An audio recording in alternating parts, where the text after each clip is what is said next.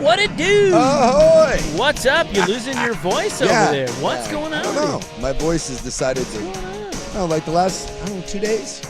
What's going on? I don't know. Apparently, I don't know. Too much, Too much what? Too much shenanigans. I don't know. Something's happening. It's too bad. Yeah, the voice is, it's not got a great voice to begin with. It's not like it's like Patrick Harris loses his voice or someone like that. Would Patrick Harris sound better if he lost his voice? Could Or his- just had... Could his voice get any deeper? Or would he be that Yeah. long black train? That guy?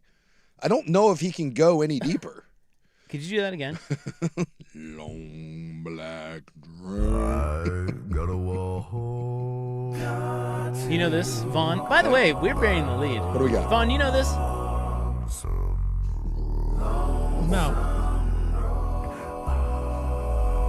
This is this man claims to have the lowest voice ever. Yeah. This is the lowest someone can sing. Yeah. Pretty badass.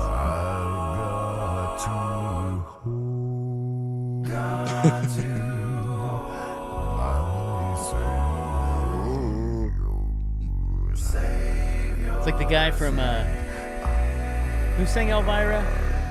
That's the Oak Ridge Boys. Yeah. I don't know It's like what the guy from the Oak Ridge. Remember that guy? Bop. Yeah. So if you're gonna go Oak Ridge Boys, the pinnacle of the Oak Ridge Boys is the Y'all Come Back Saloon, not Elvira. Just saying. Not in my world. I'm from Kansas, bro. By the way, we're bearing the lead. What do we got? I want to tell you something. Okay, well, please do. We have 4 hours. What the hell else are we going to talk about?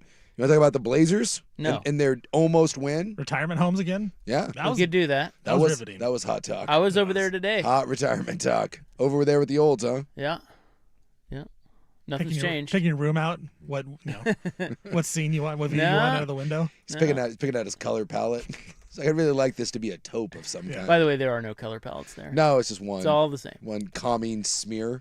I think that's a good way to put it. Yeah. Calming smear. Yeah. It's just. It's my favorite color. And again, that goes back to some sort of beige color. I don't. And we all know that color when you walk into a place. You're like, yeah, that's the one color that you have. They do have nice generic artwork on the wall. Sure. Like in the hallways and stuff. Well, I've always wondered, like, when you go to a dentist office or, whatever, an old folks home, like, where do you just show up at, like, Pier 1 and you're like, give me the old folks home and then give me the dentist? Or is there, like, a specific store that just does that? I've always wondered that. Well, I think there's a specific company that does it. Yeah. Because these are big corporate, like, so one home has, like, 15. Sure. Or one company has like 15 homes. Yeah. So they outfit them all, and they just do them all the same. And then like the wacky, like the Red Robins of the world or the TGI McScratchies, I think they have to go to another place. Yeah. And it's like, hey, I need some wacky decorations that says, hey, we're here to have a good time at an affordable burger price.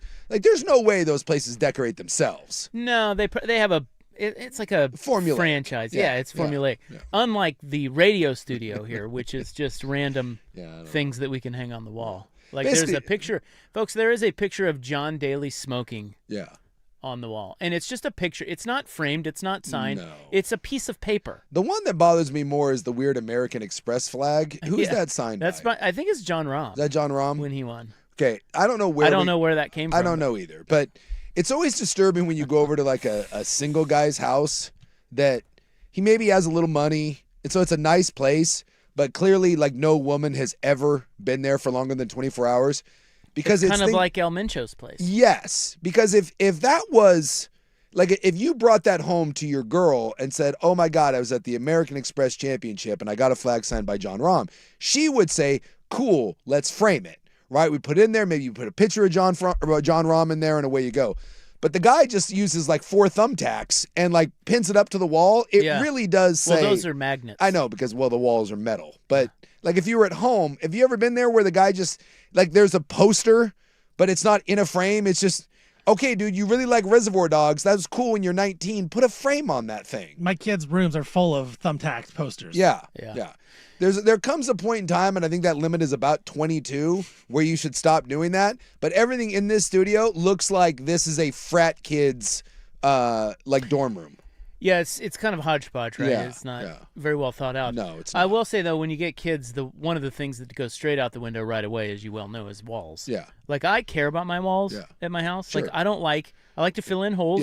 Yeah, Yeah, and I like them properly painted, and it needs to be nice. Kids just right out. Yeah. You don't even walls are. No.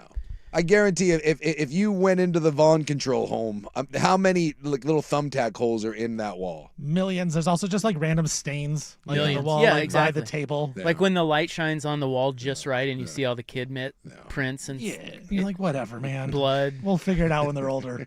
boogers. We have it's not so bad anymore. The dog I have now is pretty clean, but when I had like bulldogs and like boxers, with like kind of the jowls, there was always a line right about head level where there was just a line of filth where their mouths would run along the wall. And it was quite disturbing. It was like a water line at a deflated lake.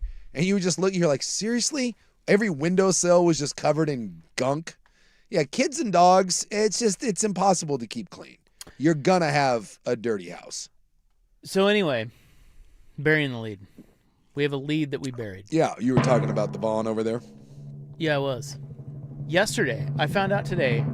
Yesterday was Stephen Vaughn's birthday, What? and he didn't even tell us. And it's time to check. Yeah, no birthday wishes. I can't Why go. didn't you tell us? Well, I turned 39. I figured it's not best to be like, hey, it's my birthday, guys. Come celebrate me. No, we could have done something. Yeah. You would have gotten a bottle of liquor. Oh, you don't drink. Yeah, I mean Yeah. that's What do you get him? God. Boy, does it say something about us or say something about him that because I can't, my first thought was, I would have brought you a nice bottle. I don't know what to get another grown man that doesn't.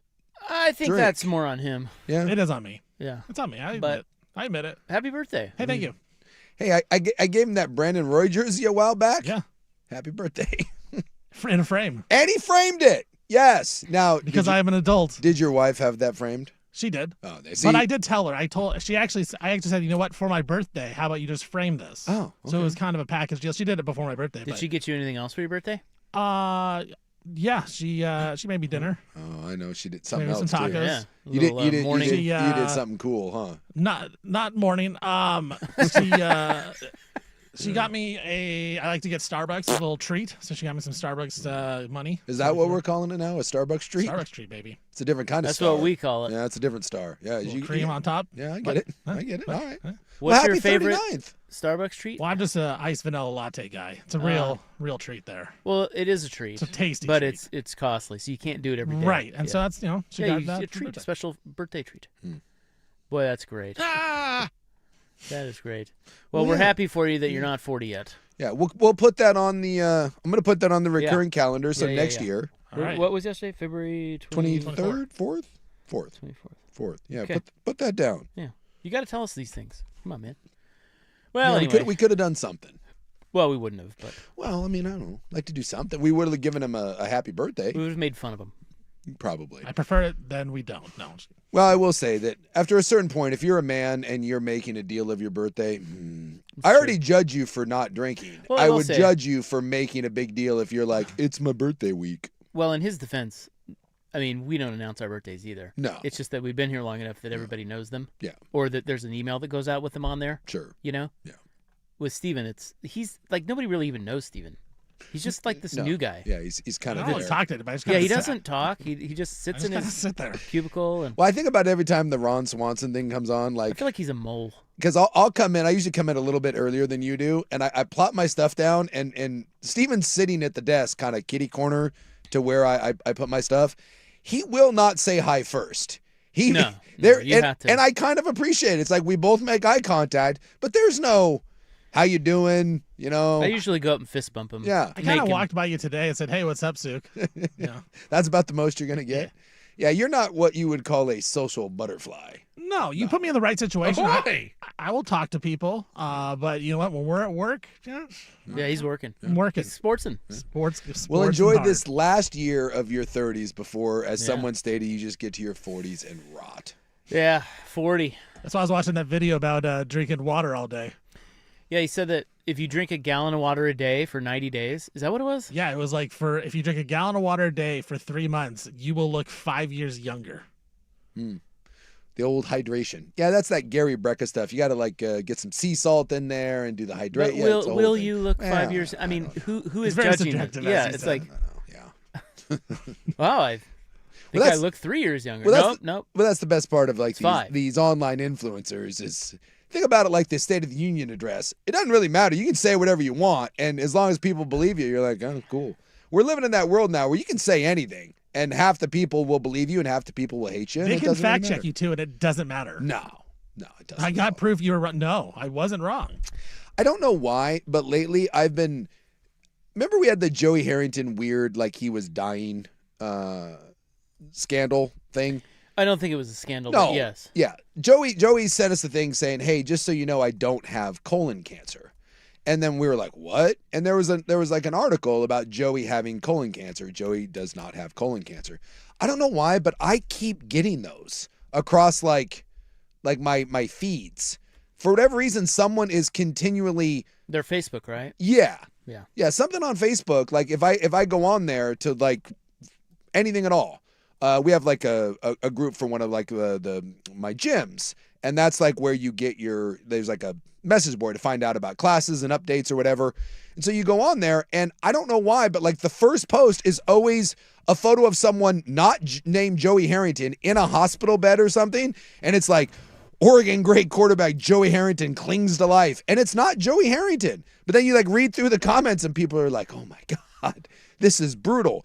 Joey faces more trouble than any human. Like he is in a constant state of almost dying, and I have no idea why. I went through I did a little research on this because my former boss there in the radio biz, he had one of those that said he was dead. Yeah. And so I looked it up and kind of to see like why are people doing this, and it's all just like a scam because then they change the post, but they get a lot of comments and a lot of clicks and a lot of likes on it, and then they change it after they do all that.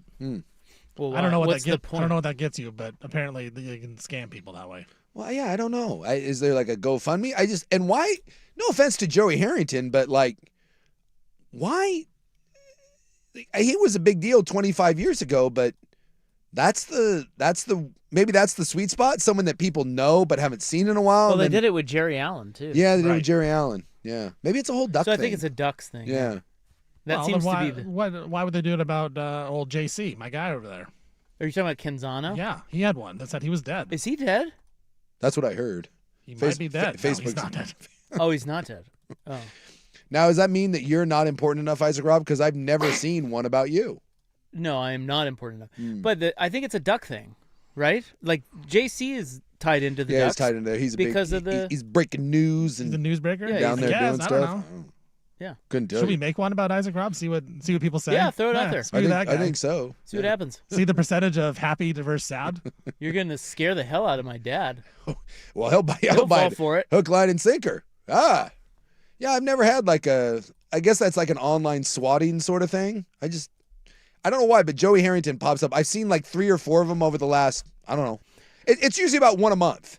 But the hilarious thing is it's never Joey Harrington. It doesn't even look like him. The way I The view, last one I saw, he was in the hospital. He was in a hospital bed, like a photo made up, but he was wearing like a duck visor. And I was like, really? Like someone's clinging to life, but you're like, got to make sure I've got this duck visor on. The way I view Facebook now is that it was once a thing, and I think they just abandoned it, Yeah. and it's just kind of floating in the ethos It's kind of an for anybody to control. it's an empty parking lot now, and yeah, like there's with like, like a burnt- overgrown. Yeah, Yeah, that's what that's Facebook to me. yeah. But it's also all the olds. I get it that Use people it. are still on it, but But I'm it's only not. old because like that's the whole thing is that they can trick these olds and thinking, oh, Joey Harrington died or whatever. If you go back to the Midwest, which you guys don't, No. but if you did, you would know, or you would see that they use Facebook a lot Sure. for like like a restaurant or a bar Yeah. advertising. Yeah. And people, everybody's on it. Yeah. But And they're falling for this. yeah, I mean, I don't know if they're falling for it, but it's out there. You just got to be real careful out Local there, guys. radio host dies from large tot.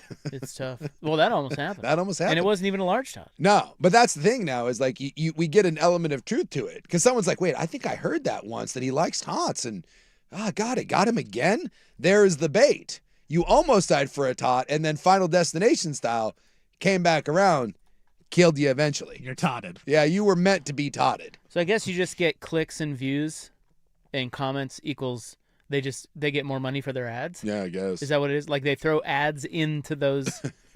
I think that's what it is. Yeah. I Hell, don't I'm gonna do that. I love that. Great idea. know. Rob's gonna start swatting everybody. Jason Zucanic dead. Watch Primetime from 3 to 7. The only thing I can ever remember this, and this was so long ago. This was before Facebook. It was when I was in college. Do you remember when they did like the high school reunion sites? Were you? I mean, this was like early, or You I mean guess like mid '90s. what do you mean like websites? Yeah, there was like a website called like Classmates or something where it was pre-Facebook. This was like in the '90s when I got to school, and you could go in there and you would search by your high school class and they the year you graduated, where at, and whatever, and you could post like what you were doing. Oh. I mean, it was just Facebook, but with crappy high schools. And my idiot roommate went on there because he was one of my really good friends, and he knew me, knew I went to school, and he went in there and he posted a big long apology letter to everyone in my high school saying that if I ever offend you, if I've ever mean to you, whatever, I just didn't know how to deal with my homosexuality. Did you just wink at me? Yeah, he had this, and it was like really well done. Like he took his time and really laid it out, and it was like this heartfelt thing. And he put my email address on there, so I started getting emails from people, and I was like, "What?" They were like, "I'm so supportive of you, and this is great." I like to keep it spicy, man, and I didn't know what was going on. And then like I was like, "Oh, yeah." And then the worst part was one of the guys who wasn't my friends, but I knew him in high school. He wrote me a letter, an email saying how I inspired him and he had been fighting this, and like it was like this big thing about how it was this inspiring thing and he was going to do it too, and he was terrified of coming out to his parents, but I gave him the strength or whatever. I didn't have the heart to tell him that like it was like a really misplaced, awful joke on the part of my idiot roommate. So I didn't know what to do. I was like, do I respond and tell him that it was a joke? Do I just go along with it and be like, I'm glad I could it was really weird. Try it again, please. That's Now- a real friend, though. Oh my God. And I was like, dude, that is really messed up. And he to this day, he thinks it's the greatest thing he's ever done. Oh, jeez, of course. Man, it's brutal. It was brutal. Come on, dude. I don't remember those websites because I was pre-internet. Yeah, pre-internet. That's how old in I am. college, yeah. Yeah. I don't remember, it was like Classmates or something like that. And then it all turned into Facebook groups. Yeah, 'cause then that was the whole thing. Yeah, and then it Yeah. just turned into that, but yeah. But that went on, like occasionally I would get an email. I want to say that went on for like a year and a half, where I would get a random email from someone being like, aren't you at BYU? Doesn't this, and I was like, well, it's like, don't believe everything you read. But if when you knew, I mean, he wrote it like it was me. He knew me real well. And it was, So inspiring. Some may say really poor taste. Some may say greatest joke ever, but whew. I would go the former. Yeah. That is not It's not. Yeah. cool, but also respected. Yeah, It's creative. I respect Dude, it was a power move. I'll say Right. that. It was a power move. I never topped it. Because, we would do things, roommates, you would do things back and forth. And I think that may have ended it. I don't even think I tried to Because top if it. you tried to top it, it might get offensive. Yes. Yeah. That would was- be bad. He started right on the line. Well, that So was, how you- Yeah, you can't. If He's you, going to force you across. yeah. He had a girlfriend that kept turning up the furnace. And I told him not to do it again. So then I went and disconnected the furnace in the middle of winter. And I think that's what led to, it was a retaliatory strike. I said, don't touch the thermostat. And then they just, I just, went in there and monkeyed with it. And So what does BTJ think of you being gay? someone just sent her that, like kind of copy Have you and told paste. her at all? I think she'd be like, that sounds about right. Come on, dude. That's fair. Did you just wink at me? I was winking at you. All right. Well, right there, is your opening segment. Happy birthday to Stephen Vaughn. Soup's gay. A lot happened. I don't know if this is true, but someone is saying that is hilarious. I went to high school with Big Sook and was told he was gay. I'm telling you, it was the thing that made the rounds for a while. Fantastic. Yeah. Where do we start? I don't know. No one knows. No. Well, no, I know. We've got a documentary coming out that I think you might like. I went looking for the Elizabeth Smart one, couldn't find it. Oh, yeah? It's not on Netflix. Isn't it? No.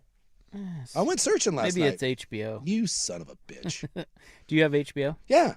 I went searching, though, for like a good... I went searching for a while on Netflix.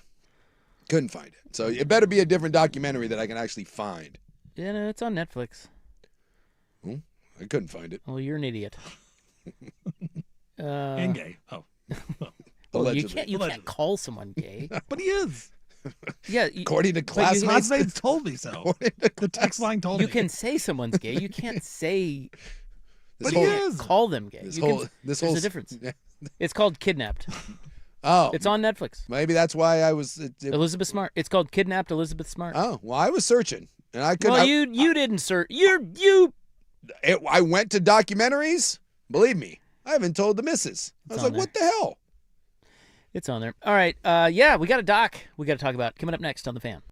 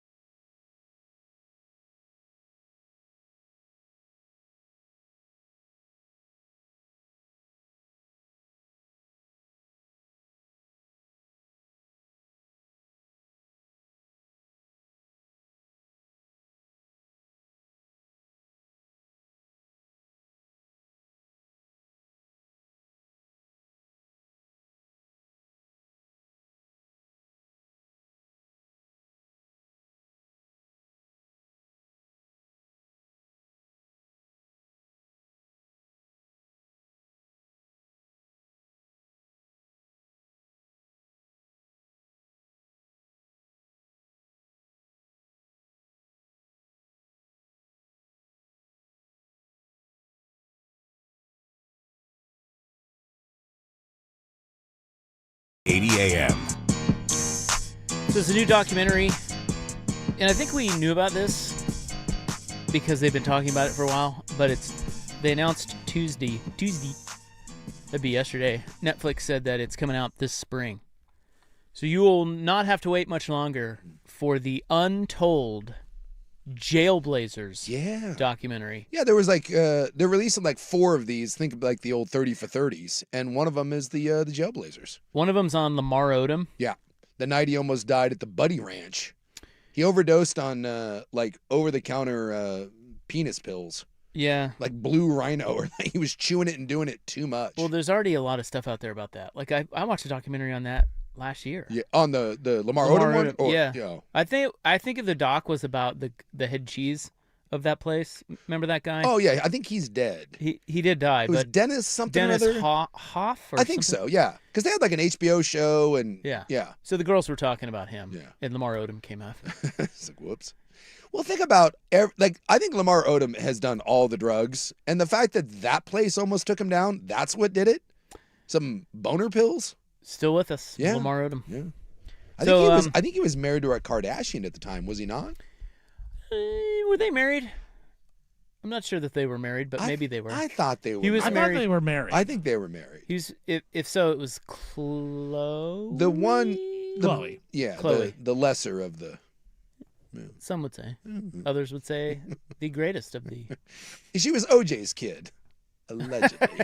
Oh my God. Well, look, they all look a certain way, and then Chloe's got a little more fullback to her. Yeah, Chloe, in a different world, Chloe's given the stiff arm and doing a nice spin move. She's a little more OJ built compared to the rest of them. Huh. Yeah. Well, that's anyway, the rumor, is that maybe that'll be in the doc. I hope so. Yeah, it's called, it's the Untold series, so we've seen several of those before. Yeah. And it will be Jailblazers.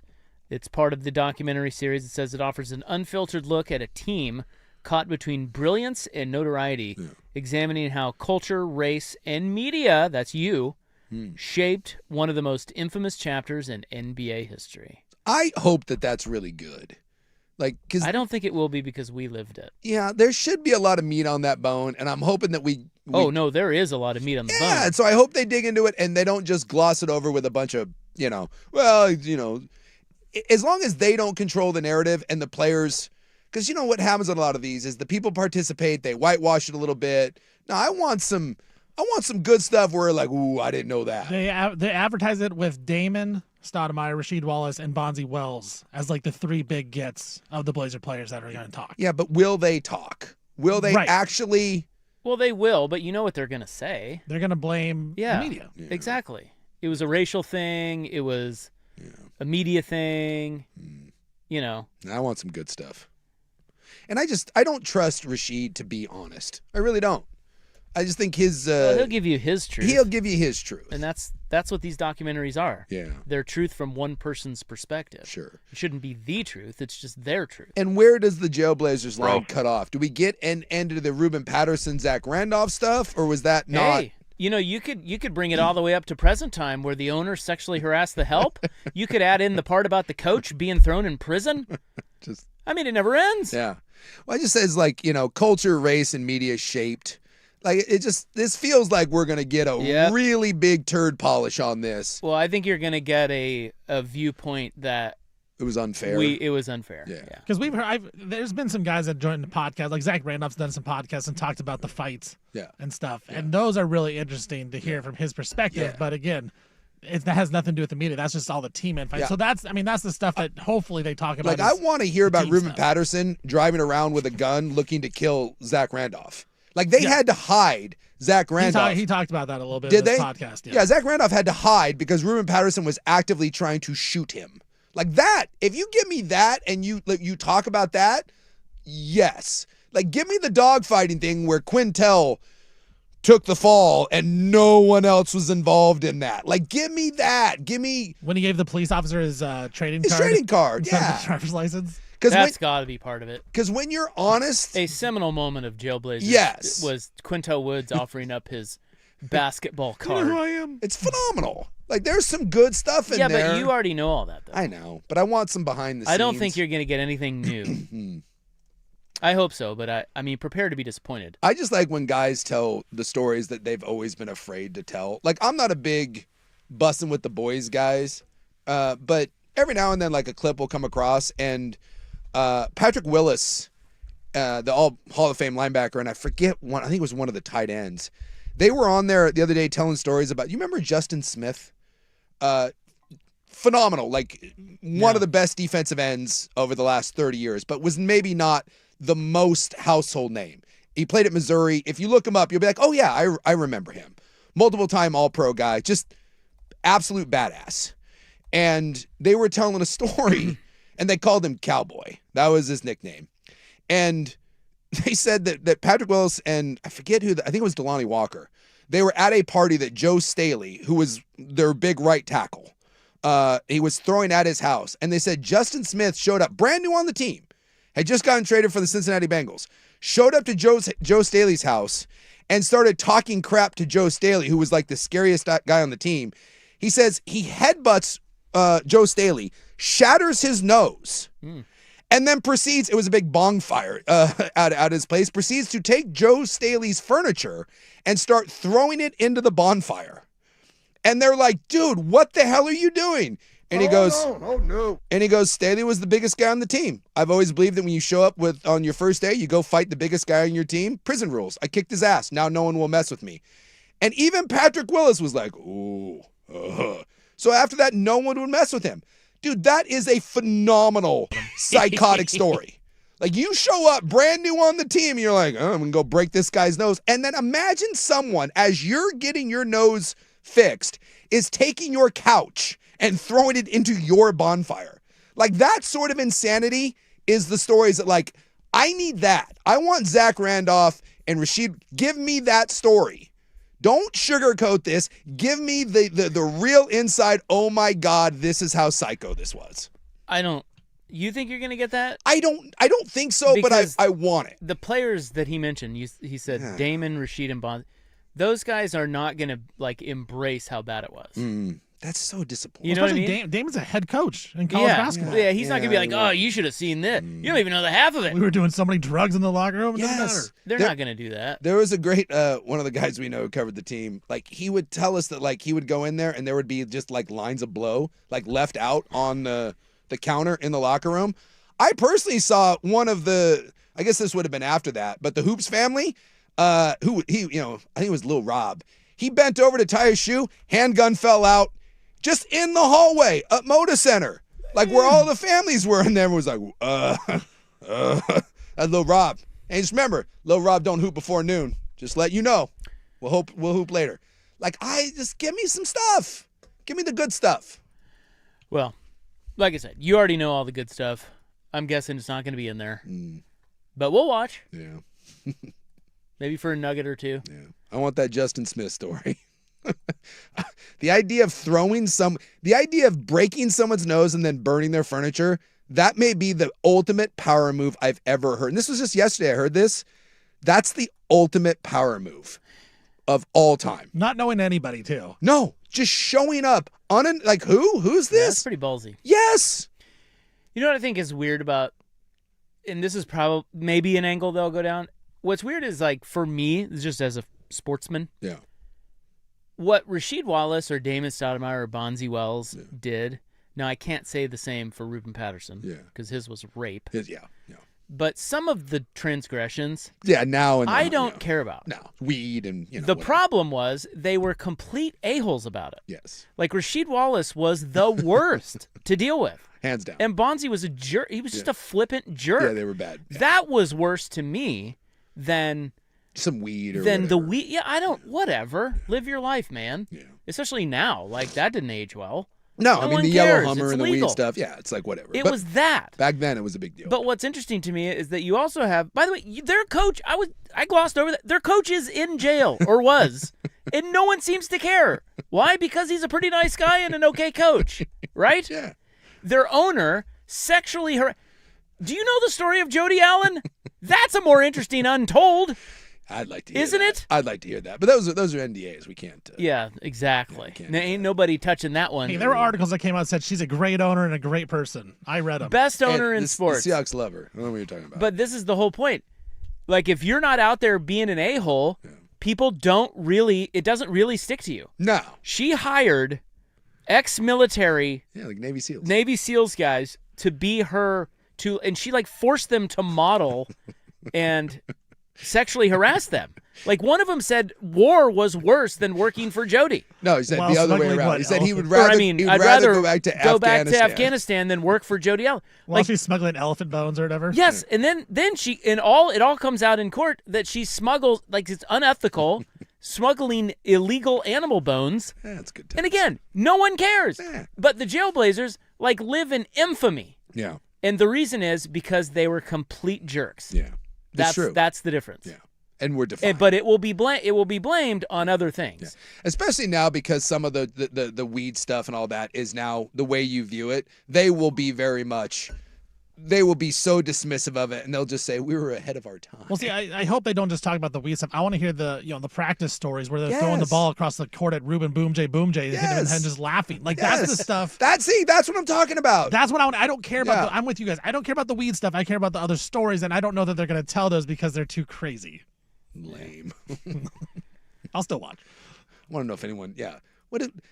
Zach Randolph had an entire penthouse suite at one of the downtown hotels that he just kept to do various Zach Randolph things. Talk to me about that. The Cowboys had the White House. They talked about that in theirs. There was a girl that played basketball at CCC with me that got recruited by Zach Randolph to go to all of his games, and she did, but she didn't actually do anything with him. And she's like, "This is going down a bad hill. I'm gonna leave at this point."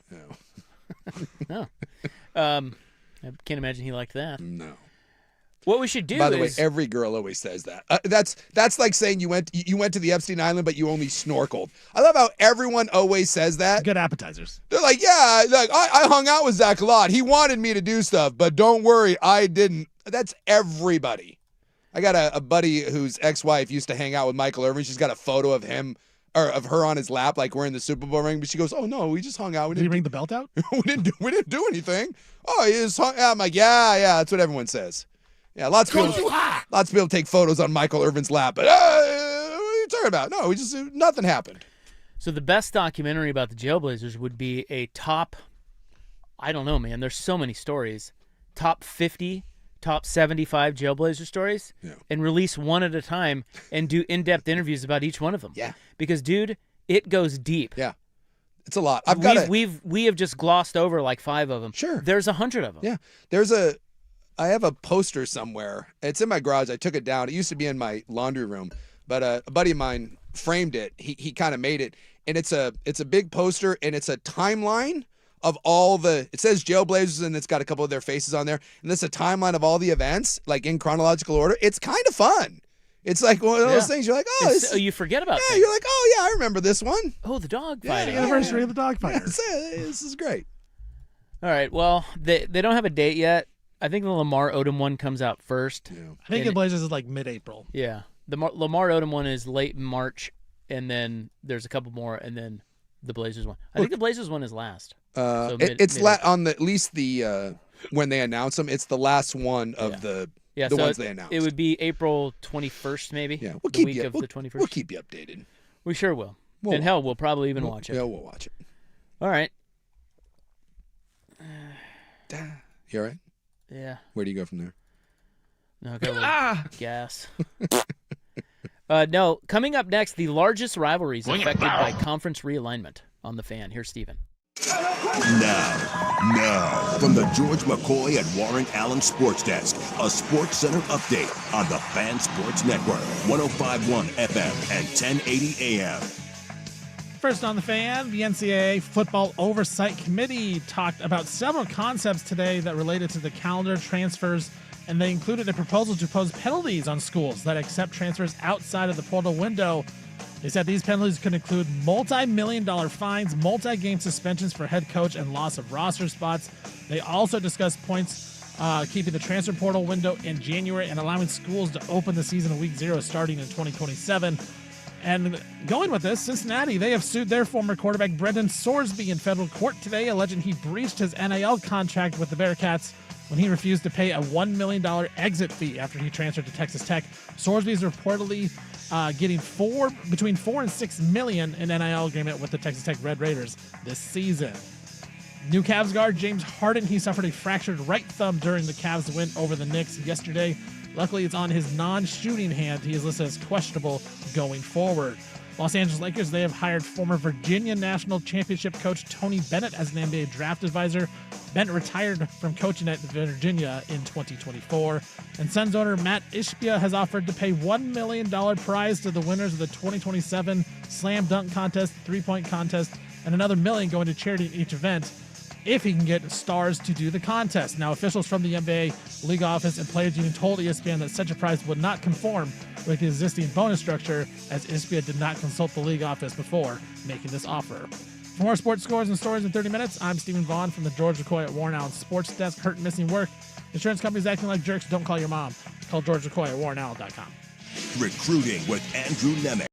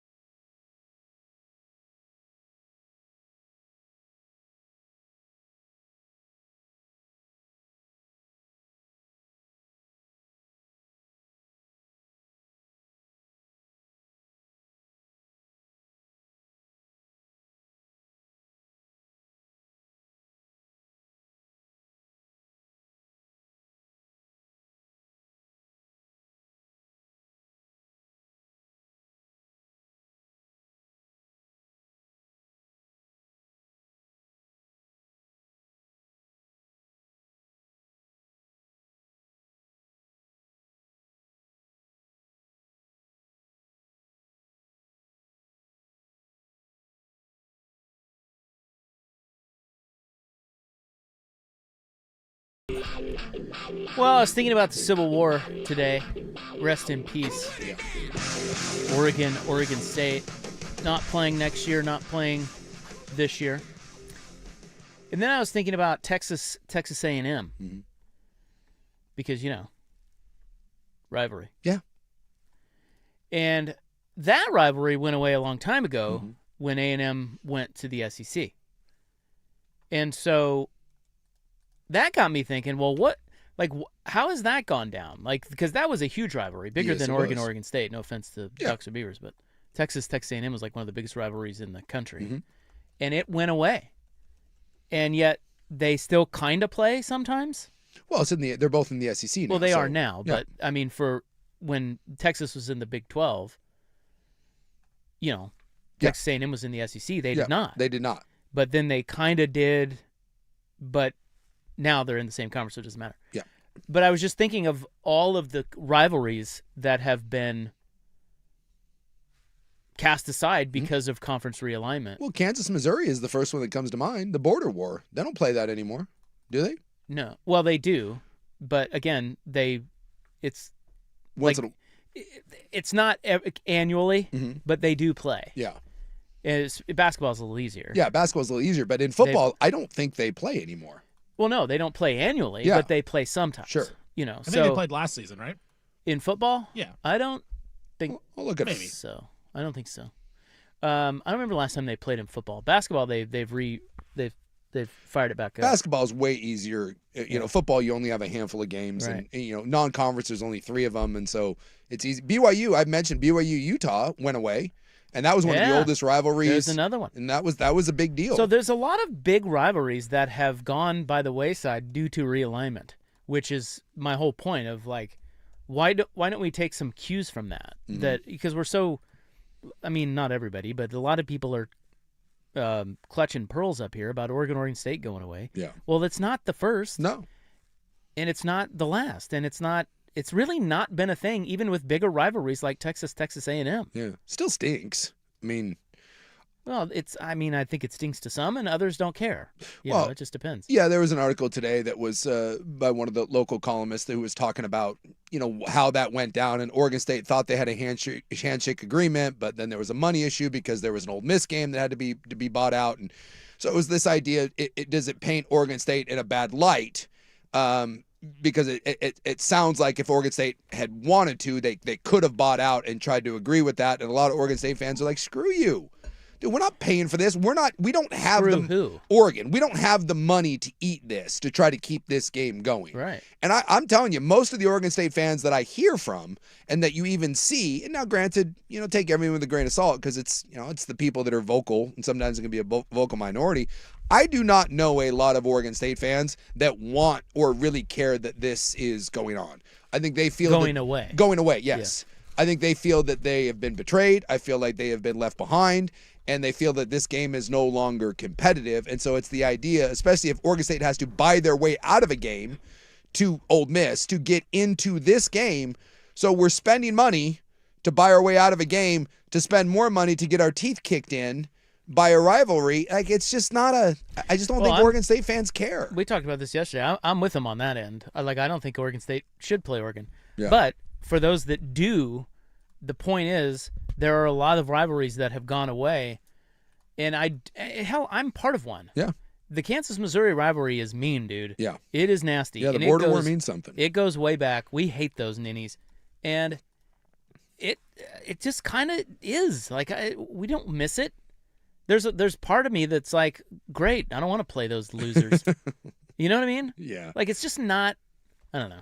It's just not that big of a deal. But maybe that's just all in the eye of the beholder. See, and I do think it's a bigger deal. The only thing that makes me feel like this one might be slightly different is the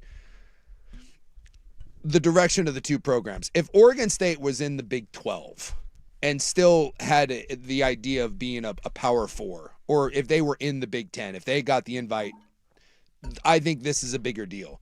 But it feels like the idea that because Oregon left and really left behind Oregon State, and they did, and you can fault them, you can say that anyone would have done it, and by the way, anyone would have done it, but the fact that they helped kill the conference, like USC and UCLA put it on life support, and Oregon and Washington pulled the plug, and the fact that Oregon State got left behind, I think that changes it. I think that's what leads people to be like, whatever, F you. But if Oregon State was in a better spot, I think this would be a monster deal. Like the Kansas-Missouri game, they played last year, but they hadn't played since 2011. 2011. So that's 14 years. Same with Texas A&M. Texas, they played in 2011, then played in 2024 when they're in the same conference. So it could just be one of those things where it goes away for 10 years, and then somehow they find their way back, and they start playing again. But I'm with you. At this point in time, there's no reason for Oregon State to play this game. I said all along, I think this will be one of those things because they say that they're going to try to keep talking, and then they'll have a 2-year break, and we'll see what happens. This wouldn't shock me, is what Steven just said. If this goes beyond the 2 years and it goes 5, 6, 7 years down the road, it wouldn't shock me if this goes away until such time that Oregon State and Oregon end up on a little better footing. And by better, Oregon State. Oregon's going to be fine. But if Oregon State were to find a way to get into a Big 12, or there's some sort of merger, or there's a new realignment, or Oregon State becomes a power, new team in the Pac-12 and starts making college football playoffs, and there's some new revenue sources, and all of a sudden Oregon State is on better footing, then I could see them after a period of time being like, hey, this makes sense to go back and play. It's going away for 2 years, and if you made me bet, is it back in 3? I don't think it is. I don't think there's a lot of willpower right now to make this happen. And one of two things would have to happen. Oregon State's going to have to capitulate and give up some money, and Oregon's going to have to make some real concessions, and I don't know why either side is going to do that. I will say, too, from a Kansas-Missouri perspective, firsthand, it is not the same, even when you play them again, if you're not in the same league. Yeah. It just doesn't have the same feel. And if it's played in September and not in November. But if you're in the same league, there's that you're around each other all the time. You play each other every year. Yeah. You are there's the familiarity. The rivalry really is a lot about fighting for the same things, which would be a league title. Yeah. But when you don't see a team for 5 years and then you play them just because they're your old rival and they're completely in another league, it doesn't have the same. It just you can't recapture old Oregon State, Oregon. And that's what I'm saying. It's like Texas A&M, Texas couldn't, Kansas, Missouri couldn't, Oklahoma State can't. It's just over. Yeah. And that's okay. Yeah.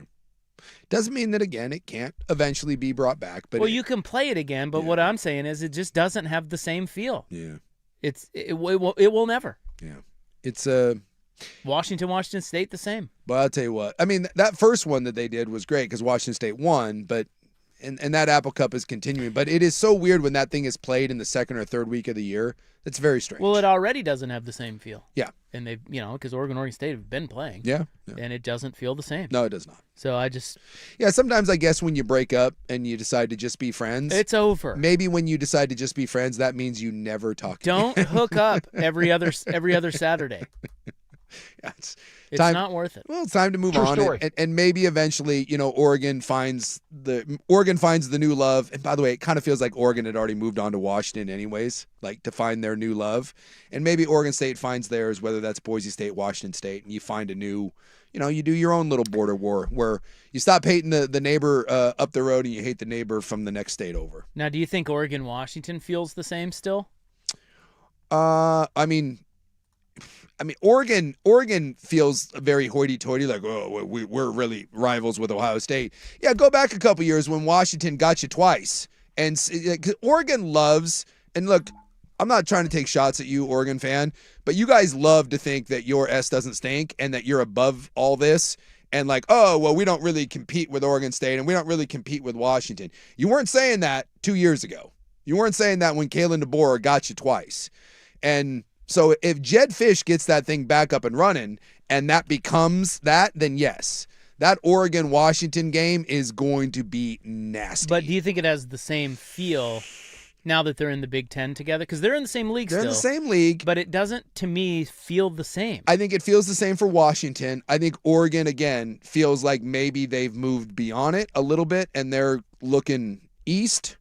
But, I think from Washington fan hates Oregon just as much as ever. And I think Oregon does too. It's just, they got Washington, I think, is committed to having a hatred relationship. And I think Oregon wants to flirt a little bit. Washington wants to get to Oregon's level because Oregon is clearly higher than Washington. I guess my question is, if you have a traditional rivalry because you are in the same league and have been in the same league for years, is it ever really the same? Even when you switch leagues, even if you're in the same league, but but it's different. Does that make sense? Yeah. Like you've moved to another league. Yeah. It doesn't. I think that takes away some of the luster of the rivalry. In other words, Texas A&M, even though they're now in the same league, it's not the same. Yeah, I mean, I kind of see. I'll push back on that a little bit. And I think Oregon Washington is going to feel this way. I don't know. It's early. USC, UCLA would be another one. Talk to me in a couple years. Yeah, we do need a couple more years of the Big Ten. Need to let it breathe a little bit. But you know, if Oregon is competing for Big Ten titles every year and Washington is competing for 7 and 8 wins, it won't. But I'm telling you, if Washington and Oregon become the hurdle that both have to clear to get to the college football playoff, that thing is still going to have some serious ass heat. I would argue that a real rivalry, the first scenario you brought up is that's exactly when the underdog is pissed off and wants to knock off their rival. Yeah. If Washington's only playing for 7 or 8 wins, and Oregon's playing for the number 1 seed in the tournament, should mean everything. Washington's going to want to kick their that. That is the recipe for that. Remember, it always gets weird in November. The rivalry games, of November. They're very different. Yeah. That doesn't have the same feel now that they're in a new league. And like you said, let's give it some more time. But it is interesting. It's almost like you have new goals, and because you have new goals, the old rivalries and all the old things that you used to think, Rose Bowl, rivalry games, it all goes out the window. It's like sometimes getting together with old friends, it's still fun, but it doesn't feel like when you were, You've grown, you've evolved, you've changed. We'll see. Although we're getting the I hate Washington, I hate Oregon coming in. Well, I know they hate each other. It's just weird that it's weird how games take on feels, you know. Yeah. And that can be changed by a lot of different things. Yeah. All right, well, there's that. How often are kids sports stars as adults? The new survey. Oh. I'm intrigued by this. There's a new survey. Yeah. Well, we talked a little bit about this with Joey on Friday, but you weren't here. Yeah. Because you had cut your hand on pipe. It was really my arm. Laying pipe. My arm. Well, I was trying to relay pipe. Relaying pipe. That's what I meant. Yeah. That's what I meant. Yeah. So we'll get to that coming up here on 105.1 The Fan.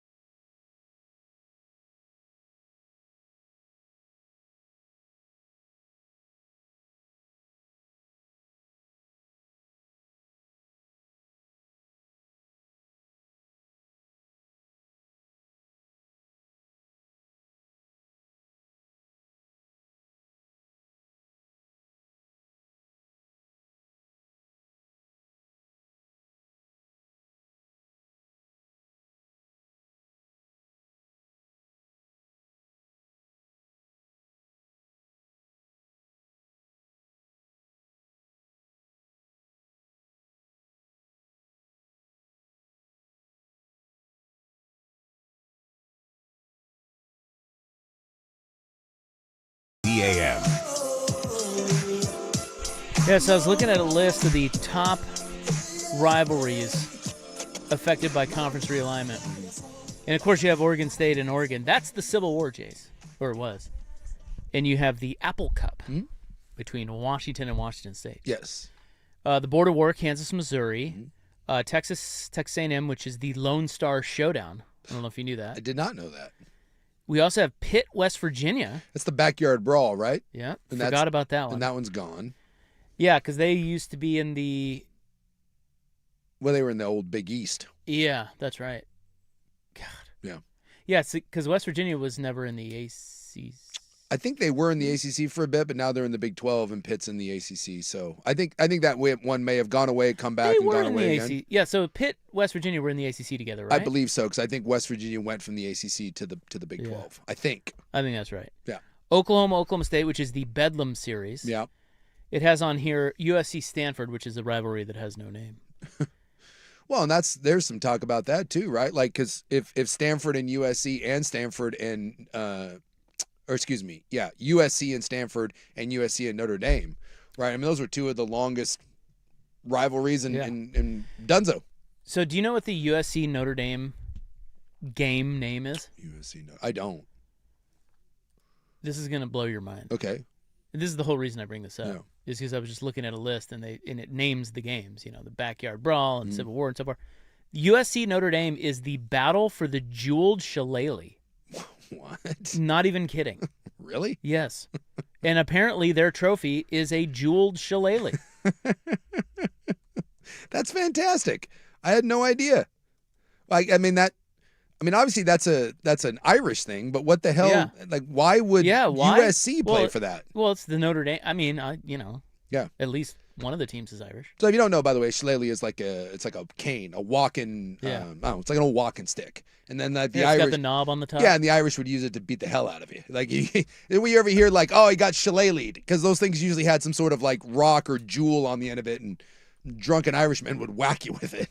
That's fantastic. Isn't that great? I had no idea. They can't get rid of that rivalry for that reason. Well, apparently they just did. What a great name. Yeah.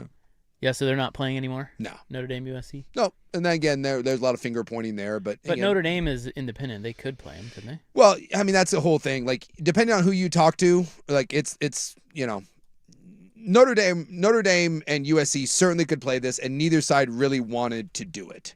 And ultimately, neither one wants to play a tough game. I think, if I'm not mistaken, USC replaced Notre Dame with San Jose State. This is about trying to get to the College Football Playoff.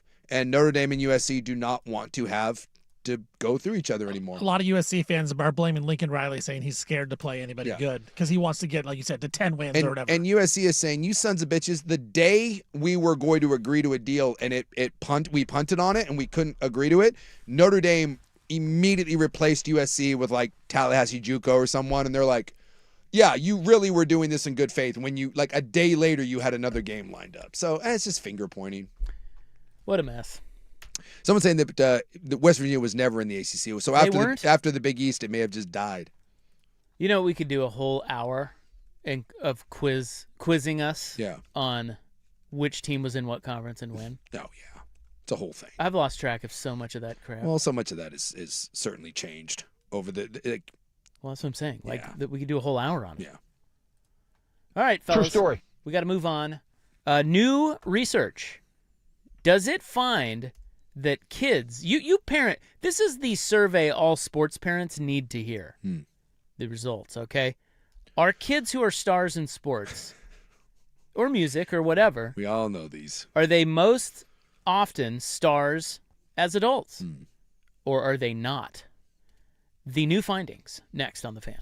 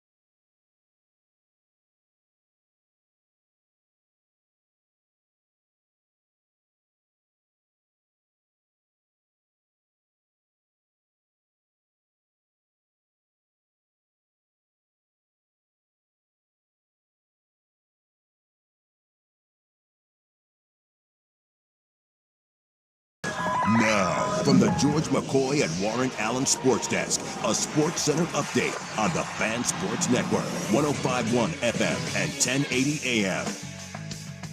First on the Fan, the NCAA Football Oversight Committee has had a couple meetings, and they talked about several concepts related to the calendar and transfers, including a proposal to impose penalties on schools that accept transfers outside of the portal window. And those penalties could include multi-million-dollar fines, multi-game suspensions for head coaches, and the loss of roster spots.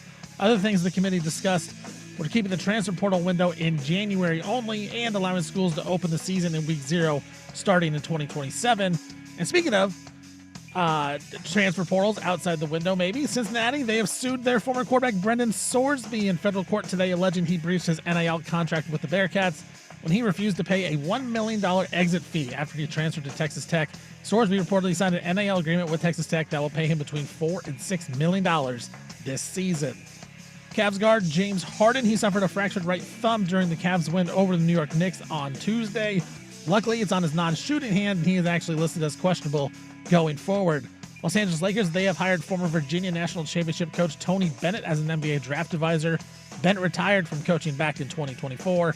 And Suns owner Matt Ishbia has offered to pay $1 million prize to the winners of the 2027 Slam Dunk Contest and three-point contest, with another $1 million going to charity in each event. Now, that is only if he can get the stars to come out and play. Now, officials from the NBA office and Players Union have said that such a prize would not conform with existing bonus structure, and Ishbia did not consult the league office before making this offer.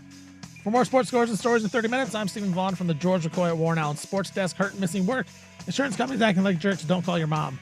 Call George McCoy at WarrenAllen.com. Your home.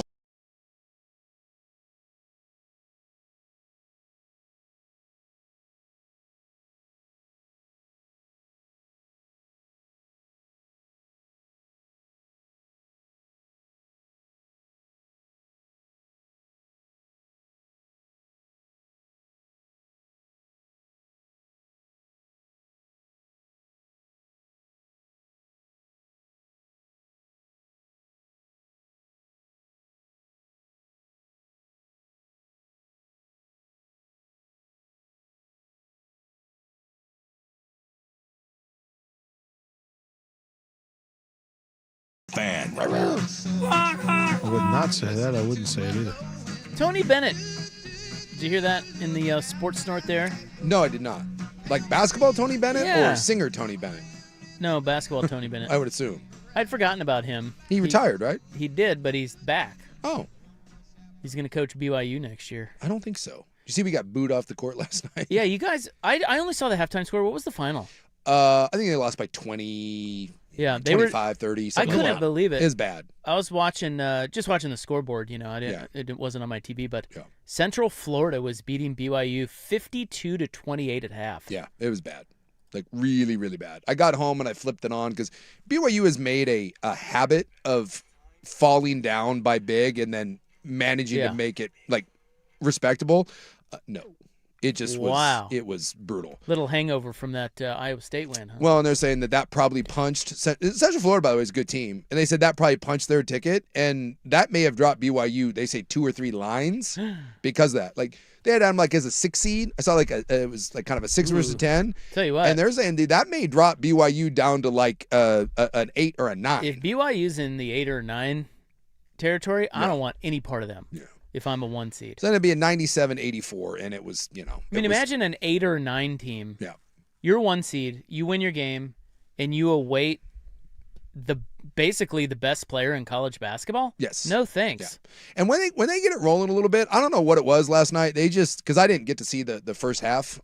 We kind of had it on here in the background, but I wasn't really watching it. We were doing the show, but it just. They were smelling their own farts. Dude, they go through these stretches where they just cannot play defense. And DeBance is so good, but outside of him, I mean, they're not a deep team anyways. They only play about 8 guys, and then Richie Saunders, who was their second or third best player, is hurt, and so it's even thinner, and it can spiral. So Bennett, I'd totally forgotten about him, that he retired. What a stud. 56, just living the good life, living on a pile of basketball money. Yeah, national championship. That's right. To his credit. Very underrated coach. Former Coug. The Lakers have hired him. Oh.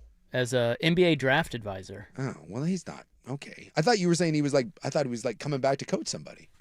No. All right. He's going to the Lakers, dude. Well, not really. He's a draft advisor, Yeah. for God's sakes. Yeah. They ask him what they think of what he thinks of players. Yeah, that's like the easiest job in the world. Yeah, but then if he likes it, maybe he wants to be their head coach because JJ Redick sucks. Oh, that's true. JJ Redick does suck, by the way. But I want to be a draft advisor to someone. Let's go. That would be a great job, actually. I'll go to the combine and, watch some people stretch. tell you what, Get up there on the dry erase board. if Tony Bennett wants to return to college coaching, Yeah. that would be interesting next year. To see what jobs could be Well, yeah, because open. I forgot he was out there. Yeah. I didn't know if he was like taking a break or just we really retired. Maybe he's just really retired and just going to do Possible. easy jobs like this. Well, if you got a lot of money and you're getting some side work like this, how many people, unless you're just a true grinder, how many people want to deal with this crap right now? I mean, it's just, we've seen a lot of guys that just have said, ooh, Jay Wright did this too, right? Yeah, Jay Wright's gone. And Jay Wright's multiple-time national. He's older, though. Yeah, but you can make the argument Jay Wright, at the time when he walked away, was the second or third best coach in college basketball. One of the best coaches in modern history. Jay Wright was like, nope, I'm out. Calhoun was older. Bennett was probably the youngest to walk away. But in football, we've seen Chris Peterson walked away, and he certainly was in his in a wheelhouse where he could still coach. So this is from the Wall Street Journal, Mm-hmm. and they're publishing findings of a new study.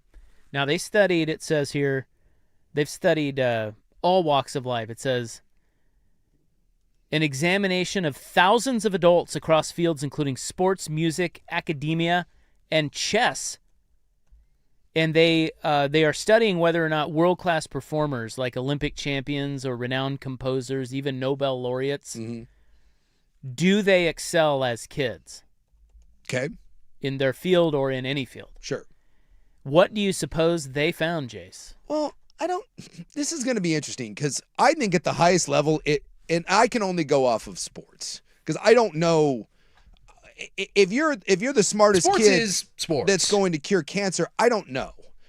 And sports is different because every dip-ass parent whose kid is all conference Sports is in business. Vancouver, Washington thinks their kid is the next great thing. Yep. But I will say this. In my lifetime, since doing this for the last 20 plus years, when there is an athlete that is billed as the next great thing, more often than not, it works. I remember just in my LeBron James, Ken Griffey Jr., Sidney Crosby, Connor McDavid, Bryce Harper. Kobe Bryant was this coming out of high school. Most of the time, that where you really have hype. Now, some of it is manufactured. You get like Sebastian Telfair or someone like that, but that was more media driven. No one thought he was the next guy. In our lifetime, when an athlete really has been built as, dude, this, Paul Skeens was this way, Steven Strasburg was this way. They have more often than not, I think, the Williams sisters, Tiger Woods, they have worked out. Well, I think there's two different things there.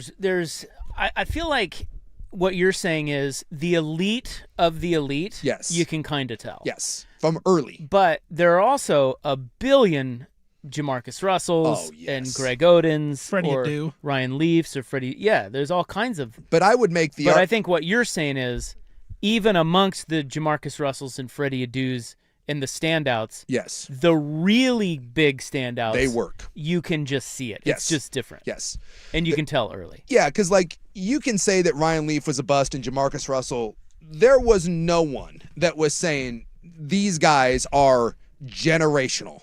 No one was putting them on the cover of Sports Illustrated at 16, 17 years old. Who's the kid coming up for the Pirates right now? Skeens? No. The outfield guy. He's going to start. Griffin. Yeah. They've got a kid who's 19. Connor Griffin. And they said he will start. He will be the first 19-year-old to start as a position player since Griffey. And he's killing it in sprint. And they're just like, dude, this kid is going to be it. And when that happens, there's a difference. Like you said, there's a difference between saying, this kid's good and he should be elite, and saying, no, this is the guy. And more often than not, that the guy or the girl works. Caitlin Clark, we were told, right? This is different. Caitlin Clark works. Caitlin Clark is white. And so I just think more often than not, it's the ones that fail or where we try to make it, either local or even a smaller national thing where we try to make someone who's really good into truly an elite prospect because we always want the next one. And the truth is they don't come along that often. Okay. And that's on us. Well, coming up next, I'll tell you the results of the study.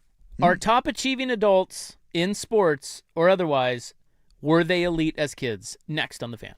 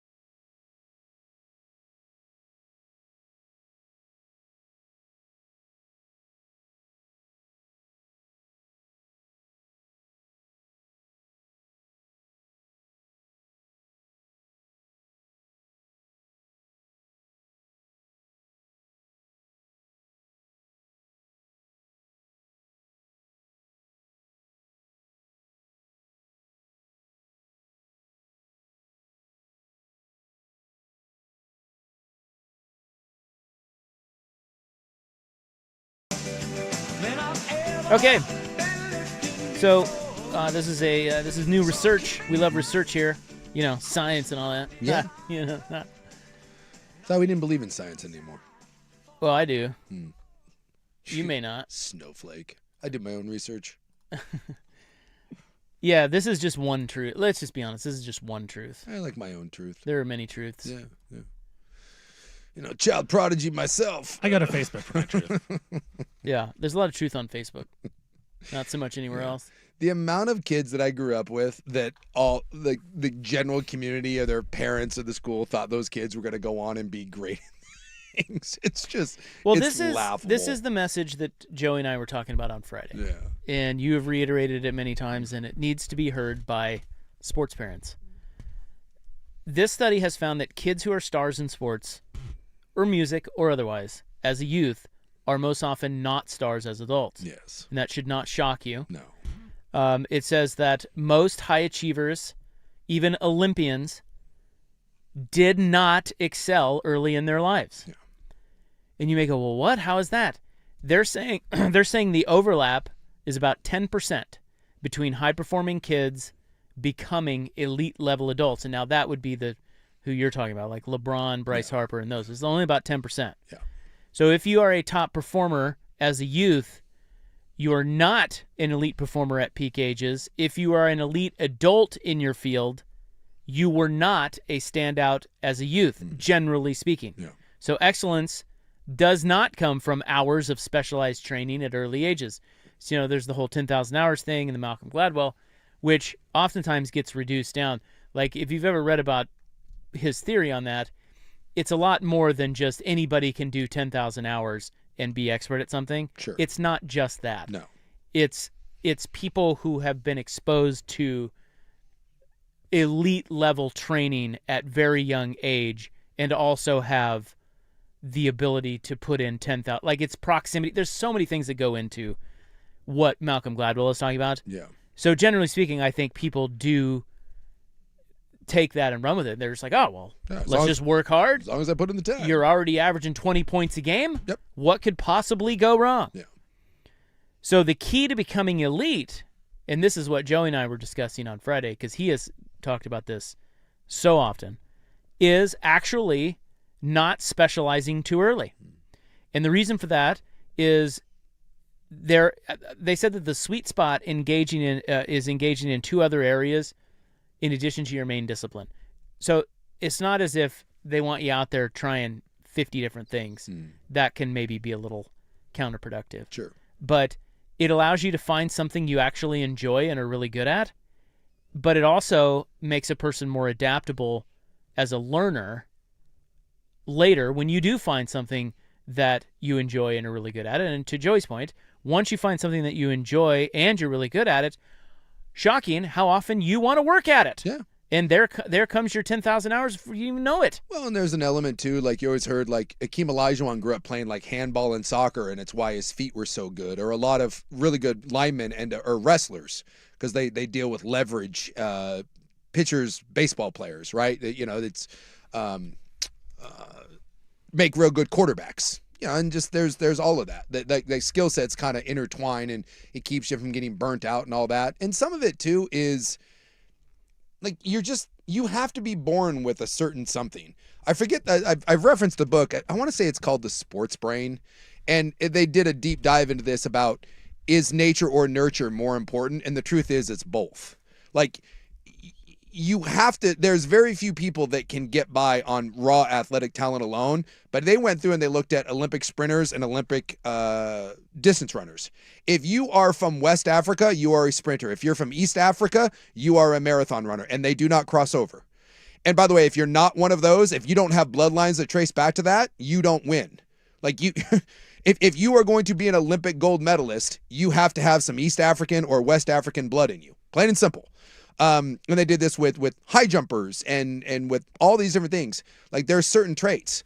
I'm a little bit of this in that I was a good football player. I was always good. At most of my age, I was, if not the best player on the team, certainly one of them.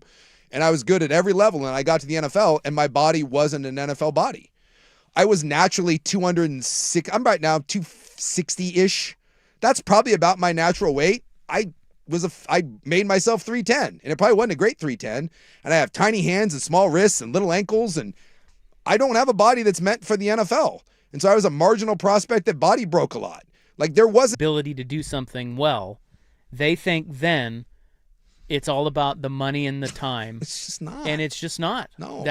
Studies are showing it is not that. As a matter of fact, junior high achievers peak way too early. Yeah. And you get burnout. Well, a lot of that and you is get no love of the game. Yeah. And you get your best bet is to just let them explore what they truly love. It may not be the thing that they're good at right away, but it will be the thing that they're better at later. And the other thing, I think that's such a good point. The other one that I personally believe, and I've seen articles written about it, is the youth teams that are good come from rich areas. Like Lake Oswego mom and dad can put a lot of resources into a 10 and 11-year-old kid. And that kid has specialized training, and that kid's really good, and they get a bunch of other kids, and they've got better equipment, they got better training and all that, and the way they go.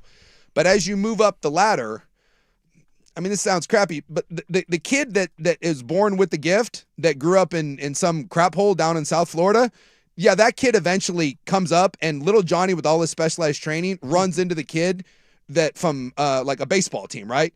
That little kid who had everything handed to him runs into the kid from the Dominican Republic whose only way off the island is to hit or pitch, and you're going to eventually see that the training doesn't matter. Like, it mattered for a while, and then eventually that kid that came from nothing, someone's going to see his potential and start giving him that training, and that's where everything starts to change.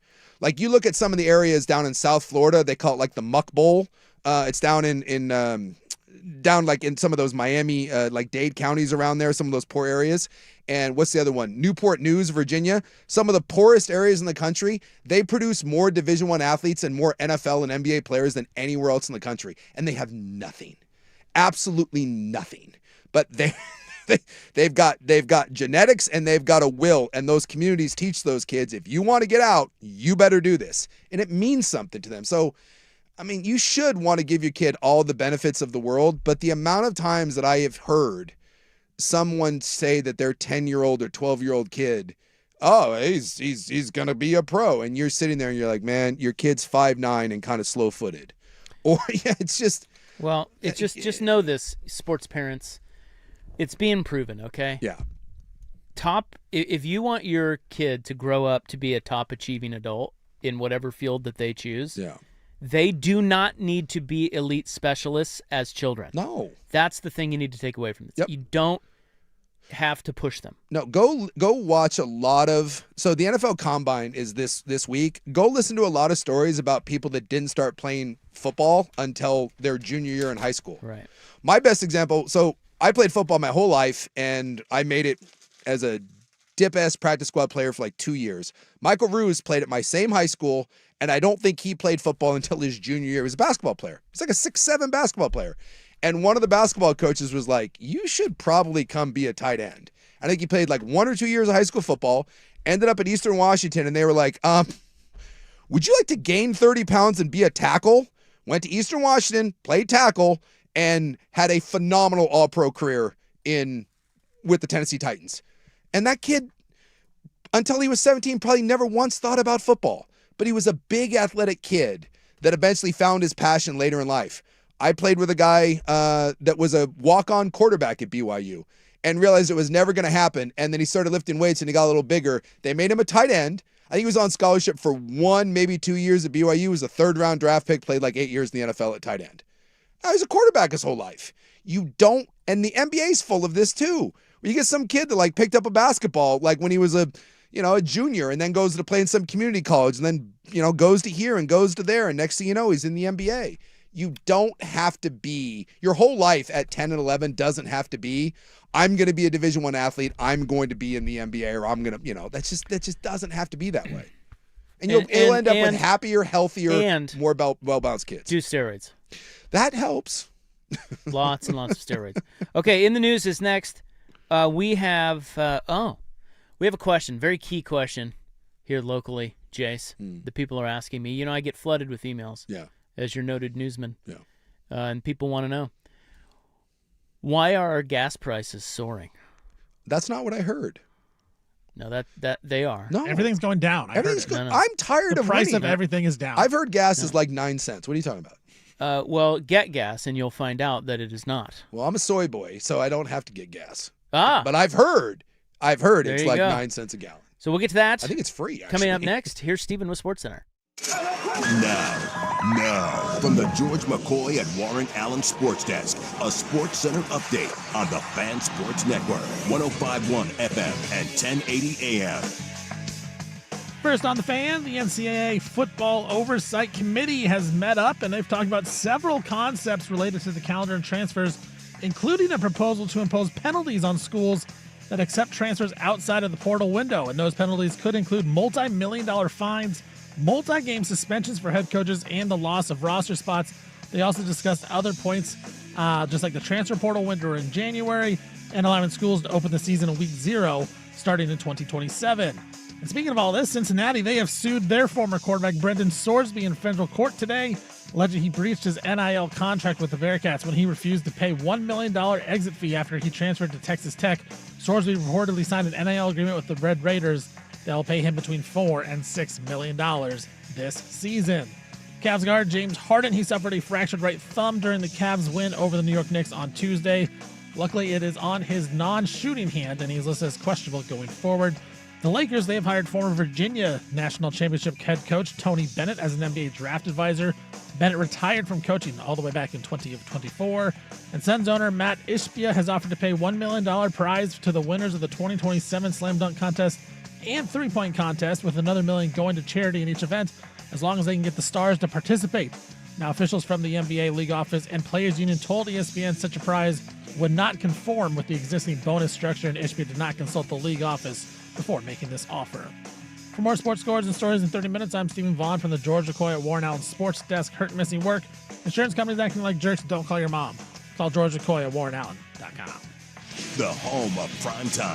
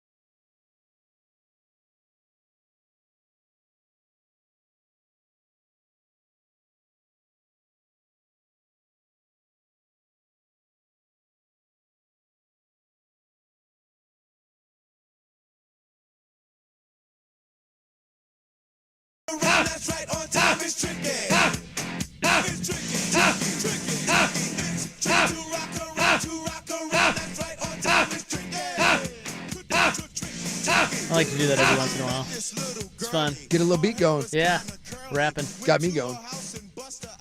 I'll probably start a DJ career soon. People Be out at the clubs. People forget I'm the forgotten member of Run DMC. Yeah. No, that's true. I was there in New York back in the days. I had my Adidas tracksuit. Wu-Tang as well. Yeah. So they say. Yeah. Yeah, I'm going to probably take to the streets next year with my new DJ biz and hit some clubs. Please. And I'm gonna be DJing for the kids with drops. I want nothing more than you to wear an Adidas tracksuit. Please, for the love of God. Yeah. Can we get you one? Sure. DJ Dirty Rop. Yes. I go by Lil Rop, but No. Yeah, Lil Rop. But Dirty, I kind of like. I like Lil Dirty. sometimes I go by El Rapo. Did you see? Speaking of the tracksuit, who is the what's the Venezuelan president? Well, the ex-president. Is it Maduro? That's Maduro. Maduro. Yeah, Yeah, Maduro, I think, is a medication. Yeah, that guy. Remember the tracksuit that he was wearing in All the Rage? Yeah, the Nike one. Klingon was wearing that the other day. Yeah, the Kling Kong. I was like, hey. Klingon gets it. Yeah. I hope that was doing a bit. I don't think he was, but I enjoyed he wore that exact same thing rolling into Moto Center because they always do like the fit checks, and I was like, oh yeah, I remember that little look right there. He didn't have the eye mask or the handcuffs though, but. It is February 25, 2026. It's time now for In the News. Let me know the news about hello. Thank you. Thank you. Seal Sook. It is brought to you by the Advocates, injury attorneys at advocateslaw.com. Today, National Clam Chowder Day. What? That seems odd. Shouldn't Clam Chowder Day be on a Friday? Yeah, you'd think. But they can't. I mean, it has to be a date, not a day. You know? Yeah, that's true. You know what I mean? Yeah. There is there's a little place up in Ridgefield. I think it's called like the Pacific Northwest Fish Company. It's just this little kind of roadside fish mart, kind of right there off the highway. Oh my God. Best clam chowder you'll ever have. You'll die from it. I think it's like a gallon of cream, but I still on some cold winter days I'll drive up there and grab like a pint of it. It is so good. Hot take. I'm not a huge clam chowder guy. Yeah, not your cup of tea. I don't love it. I rarely order it. I kind of want, next time I'm up there, I want to bring some in for you and heat it up because I like a good, like if somebody tells me, dude, this is a really good clam chowder, I'm in. Yeah. But in general. you never know what you're getting, so I don't order it. They have a clam chowder and they have a seafood chowder. Maybe that would do something for you. Chowder. It is. Oh, I love, yeah. It is so good. It is also National Chocolate Covered Peanuts Day. Oh, yeah, I don't really. Which, yeah. Yeah, whatever. I'm a whatever on that as well. Yeah. I know you don't like chocolate. I love chocolate, but chocolate covered peanuts, No, if I'm going to do that, I'd rather have a chocolate covered raisin. That's I'll get a handful of those raisinets. I'll get into that a little bit, but yeah. Nuts are already a lot of calories. I'm not sure you should be dipping them in chocolate. So my inbox is flooded, Jace. What's happening? Well, the people want to know from their noted newsman why their gas prices have been skyrocketing. I'm telling you, I just heard the other day, literally. You mean last night? That's the other day. That gas prices are dropping. Everything is great. What are you talking about, man? The price of meat is going down? Yes. I'm so tired I'm ready to pay higher gas prices because it's so affordable It's right too now. much now. It's too much. It's gone too low. Well, the actual fact is that in Oregon, the average gas price jumped 22 cents or up to $3.91 a gallon, which is the biggest week-over-week jump for a state in the nation. Oh. That's French. But it's French for nation. I see. The nation. According to AAA, the national average for regular fuel increased by 3 cents or $2.95 a gallon. In Washington, it's worse. It's $4.35. Yeah, we have some of the highest gas taxes in the country. So a couple of reasons. Here's the answer to you, all you people flooding my inbox with this question. There are a number of factors. One is the temporary closure of the Olympic pipeline. I've heard that. That has not helped. Yeah. Because they're repairing it and maintaining it. Yeah. And so I think it's back up now. But as a result, prices increased. There was a gas leak discovered in November. The pipeline transports gas, diesel, and jet fuel along a 400-mile system operated by BP Pipeline North America. It runs from Whatcom County to Portland. with terminal sites in Seattle, SeaTac, Tacoma, Vancouver, Portland. The rising prices also coincide with California refineries beginning to transition to summer blend fuel. That's a new... There's summer blend? Did you know that... Our fuel is like coffee now? Yeah. Wow. You know, in the winter, I like a darker, thicker beer along with my gas. But then the summer, the warmer temperatures, I like a lighter, like a lager sort of gas. You smell a little different, too. I didn't know that was a thing. Yeah. Nice light summer blend I guess. fuel. So what is, like, honestly, like, I don't buy gas. My lady has a gas car. What is, like, a good price now for gas? I don't. Well, like I said, $2.95 is the national average. That's the national average. And you're up there in Washington. You're at $4.35, Yeah. and we're at $3.91. So the other thing too is we're fighting with Iran, Yeah. and that gets to be a little tense. And those tensions have led to higher crude oil prices, Yeah. and that will continue. Oklahoma, the cheapest in the country right now, at $2.40. You can go live there. Kansas $2.53. You can go live there. I used to live there. I can tell you, you don't want that. Yeah. Yeah, I was down in Bend and I had to fill up because I took my gal's car down there on the long road trip, and that was the first time I had bought gas in like a year and a half, and I had no idea. I was driving by, I looked up, I was like, oh, I want to say in what's that little town right outside of Bend? Madras. Oh, okay, yeah. I want to say it was about 360-ish. Yeah, about right. 360, 365, something like that. Other current events impacting crude oil prices include the rapidly shifting political scene in Venezuela, U.S. tensions with Greenland, unrest in the Middle East. Basically, all hell's breaking loose out there. Yeah. And it's affecting your gas. So you asked. That's why. Nope. It's not what I heard. I heard everything's great. Are people moving back to Oregon? You know, because they flooded out of here for a while, Jace. Did they? Why aren't home prices? Well, I was told yeah, again, that they did. I keep looking to move into Portland, and I keep waiting for this this huge drop in housing prices, and I'm not seeing it. Yeah, the prices of houses aren't... Everyone tells me no one wants to move here. I'm trying to move here, and like no one will sell me any. No one will sell me I anything. mean, I think they've gone down a little bit. Yeah, you can buy condos. High-end condos are dropping, but I don't Yeah, want to live in. They're a high giving those things. They away. are. I don't want to live in a high. Yeah, if giving away is 1.2 million. Well, it is actually. Well, I know. They're like, hey, this at one point was 2 million. It's now 1.2. And I'm like, yeah, why don't we drop that another point, another mil, and maybe I'll consider it. This says, Jace, Oregon saw a boost in people moving into the state in 2025. There's a report from U-Haul. Now, they do this every year. They do their big migration report. Yeah, who's leaving, who's coming. Who's leaving, who's coming. And the report found that Oregon is the 11th state that saw the most migration growth in 2025. Fake news. Everyone hates it here. Our city and state are a disaster. It's a war zone, It's a war zone. but people are moving into it. Nah, I don't believe you. Now, that is statewide, though. That's only because the troops came, and now we're back to being great. So we jumped up 23 spots. Hey, look at us. We were 34th last year, 11th this year. All right, well, that's, we're a real go-getter at this point. Thunder Dan Flatten, who is U-Haul Area District Vice President. Is that really his name? Well, his name's Dan Flatten. Oh, but I added the Thunder. I don't know why, but that just worked. I wanted to spice it up. I'm telling you, it worked. You sold it like it was real. Boy, Yeah, you Thunder Dan. did. I was, Well, Dan's an animal. dude. He's not just Dan Flatten. I want to hang out with Thunder. Now, Dan Flatten, whatever. If he said, hey, if Dan Flatten asked if I wanted to have a beer, I'd be like, whatever. If Thunder Dan Flatten asked me, not only would I go, I'd buy.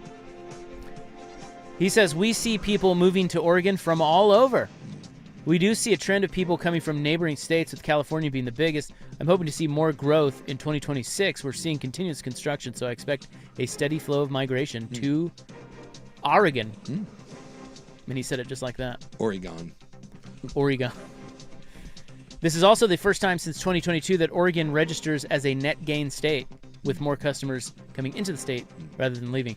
So I'm still finding a lot of fixers upper for about $7.50, which is things are looking up. It's kind of depressing. Still waiting for that to. It's got good Hey. solid bones. We'll cut you a deal at $7.25. Ah, There's the house it's expensive out there. going on the market. Maybe. On our block. And it's a fixer-upper. Yeah. You want to buy it? We could be neighbors. How much? He said he's wanting to maybe get $420. Oh, that's actually But not. let me tell you something. Is it a real piece of crap? I think so. I haven't been inside, but it's not. It's like 500 square feet too. Well, I don't know. Yeah. But you can get, they're out there. Yeah, they're- They're out there. He's got an above ground pool back there.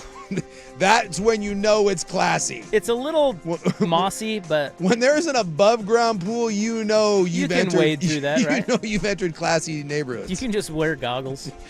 I just picture like me and Rob in the morning just coming out and grab a. Yeah. Hey, what's up? Coffee, have our coffee together. There you go. You have your energy drink, and I'll have my Have coffee. Talk about the weather. Oh, it's gonna be a cold one today. Oh yeah, you betcha. It's an old married couple. Yeah, you want no part of that house. Trust me. Swatting in Tigard. We'll get to that story next on The Fan.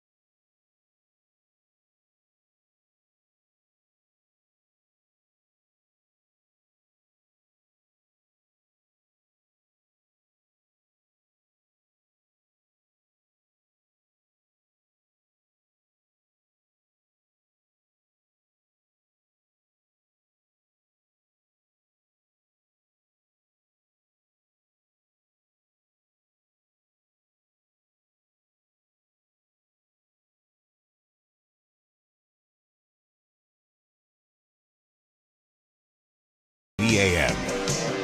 Go Ducks. All right, it's in the news, Feb 25, 2026 here. Noted newsman. Please be seated. Thank you. We had some swatting issues in Tigard in the last couple of days. Not good. Swatting is where people call for SWAT, or they call in.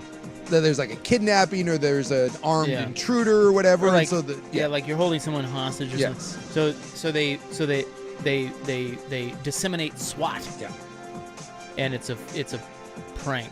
That's swatting. Yeah, it's hilarious because you can get someone killed if you get a bunch of, you get a bunch of people showing up with AR-15s, and the people inside the house don't know what's happening. Can end poorly. A false shooting report at a Tigard apartment complex early Sunday morning was determined to be a swatting call. The second such false report at the same complex within hours. Jeebus. Authorities say the incidents appear to be on the rise throughout the county. Just after midnight, Washington County Sheriff's Office deputies responded to the Commons at Avalon Park Apartments. I've been to many parties there. Yeah. Be careful. No, I was just kidding. I didn't know what Lil Rob was doing back in the day. Back in the Tigard days. Lil Rob. We had a Tigard run. Hanging out in Tigard, getting into some stuff. Where'd it go? I don't know. It's a good question. Let's see. A caller from a blocked number claimed he had shot his mother, was holding his 7-year-old brother hostage, and threatened to shoot any responding law enforcement. Boy, you gotta have balls. Yeah, I'm guessing to call that in. Yeah, that's a hell of a call. Can't they? Don't they? Yeah, I don't know. Can't they track this dip ass? Yeah, it says, given the severity of the claims, authorities activated SWAT. Responding deputies quickly determined no actual incident had occurred. Shortly before the call, deputies had responded to the same complex following the reported domestic violence incident, including a weapon, which was also determined to be a swatting call. I mean, that's just a good way to get someone killed. I don't understand how that's funny. I don't either. I don't see what people get out of that. Yeah. Other than Besides wasting I guess. resources. Is it people that hate the cops and they want the cops to waste their time, or they hate the person and you hope they get shot? I mean, or are they calling SWAT off the ball so that they can commit a crime somewhere else? Oh, at least that would make sense. At least like you ask what they get out of it. I mean, but that's a serious charge. I wonder how if you're the SWAT guy and you get that call, I wonder if they kind of like, hey guys, chances are this one's, But I'm guessing you have to take every one of those pretty seriously. Yeah. Oh. And I don't know if they pursue them, like who made the calls. I would It said it was a blocked number. I would assume that that's kind of a big deal. I would think. Man, resources, man. Yeah. And to the texter asking, well, he's telling us, he says, dang, I totally thought you guys were going to talk about some pervert on the Max train swatting people's asses. Oh, we will. Oh, yeah. Yeah, give it time. It's in the notes. Yeah. Don't you worry. I'm following up on some leads on that story. There are some sources connected to Isaac Robb. Sources are saying that it was a tall, bald man, and so I have to be careful with this, seeing as how I work with two tall, bald men. It's the last time you were on the Max train there, Steven. I was working. Don't worry. I was here. Were you? When is the last time you were on the Max train? God, dude, it's been pre-COVID. Really? Yeah. I used to take him down to like events. I would park at the Lloyd Center, like movie theater, and then ride the Max down to the Motor Center. But I haven't done that in years. It's been a long time. Yeah, I honestly, I mean, it may be 10 years since I've gotten on one. Yeah, we did it earlier this year. We went to the Shane Gillis show. We rode the Max back to the parking spot. That's it, though. Yeah.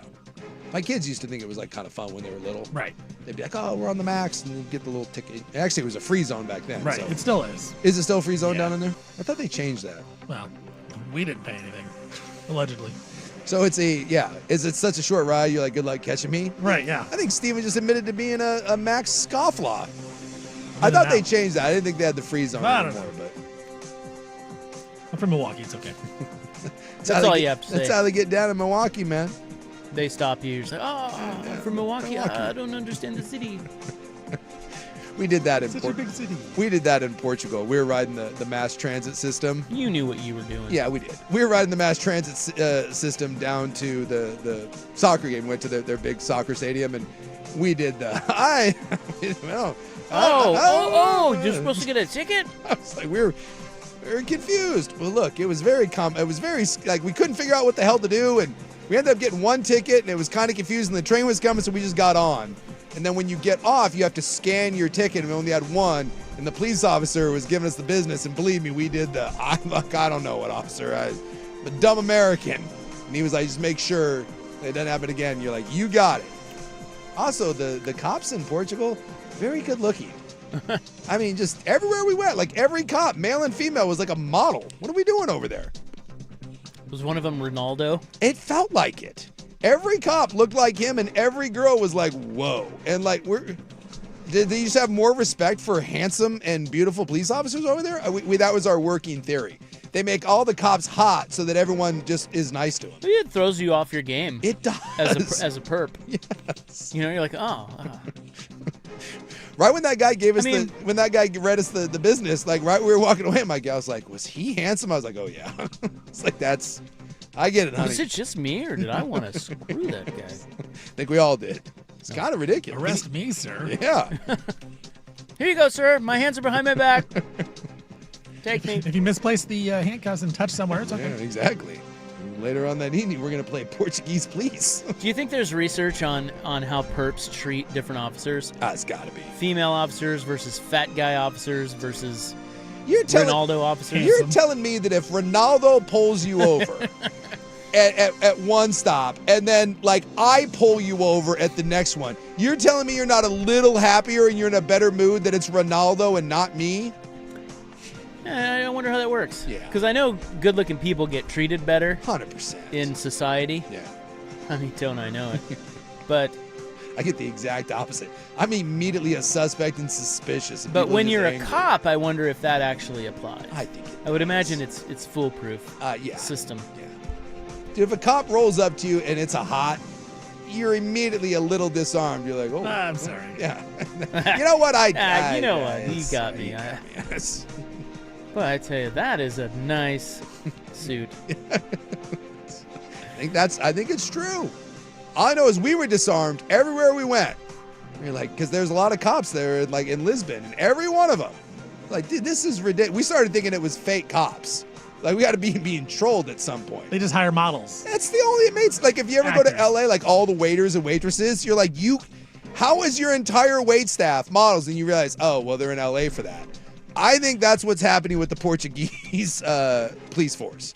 They're just You're onto something. they're there to try to get into some sort of modeling entertainment business. Less training, more hot bodies. It works. It'll work out. It does. More hots for everybody. It seemed very safe over there.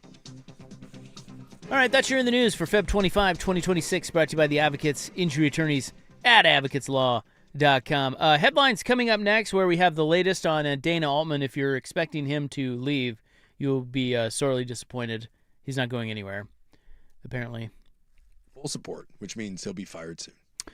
And who is the number one college football quarterback of the 2000s? Are we both stroking? Wait, who is that? What was that? I don't know. Oh, somebody. That was wait, before me. Hold on. Are we both stroking? Well, somebody recorded over one of our drops. I'm not happy about this. Oh. That is actually the Joey Harrington what drop? Oh. What? What? Are we both stroking? Apparently we're stroking. People got to leave our drops alone, man. Yeah. Quit messing with Gonna it. stick some hot cops on them. We got the hottest show here. Let me know when you find those hot cops. Ooh, boy, that's a good one. Who is the hottest show on the fan? It's not us. Oh, we're old. Is it Dirt and Sprague? Really? Whoa. Who else is it? I don't know. Do you elevate our hotness just from you? Are we hotter? I don't know. Who's hotter? This is a great question. Yeah, I think you're gonna have to. You can't claim yourself to be the hottest show. You need third-party verification. Well, I think for it's that. Dirt and Sprague. And although they got swag, that doesn't help. It's probably Luke and Casey. Yeah, Casey. Because well, Casey. Yeah, Casey's a good-looking kid. Is He's our new twink. I'll throw your handsomeness in the mix, though. Thanks. You're a yeah, but handsome- I got dragged down I by know. you two You're dragged chuckleheads. down by these Two chuckleheads. just anchors. It's just you're the LeBron James of Handsome that's just dragging us along. I'm the Delonte West over here. J.R. Smith. All right, we'll be right back on The Fan.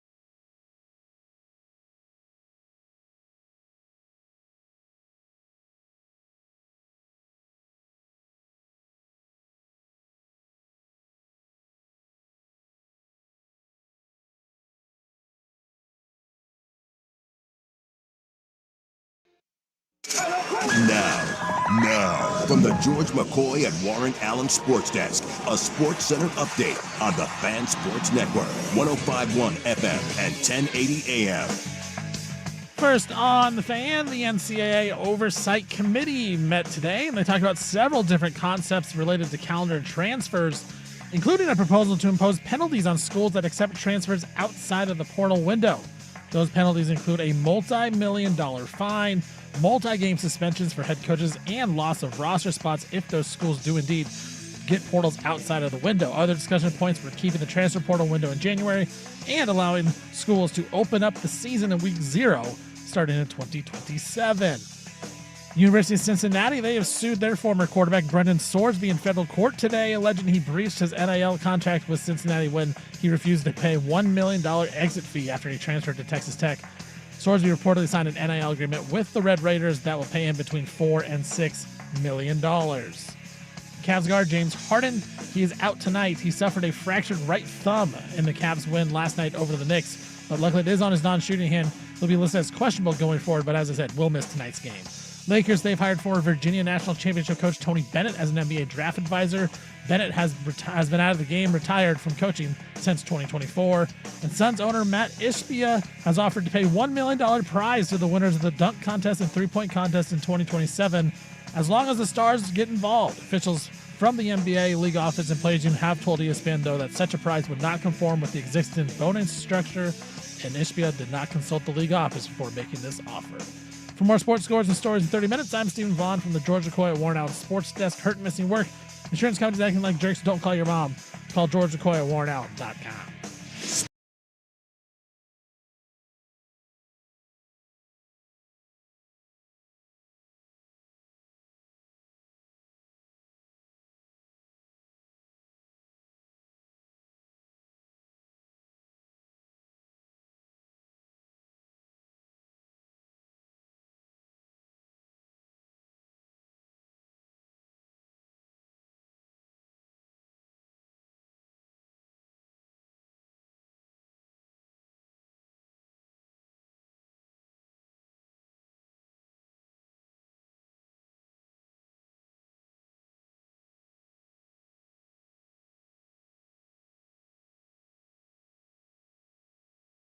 The Fan. All right, welcome back.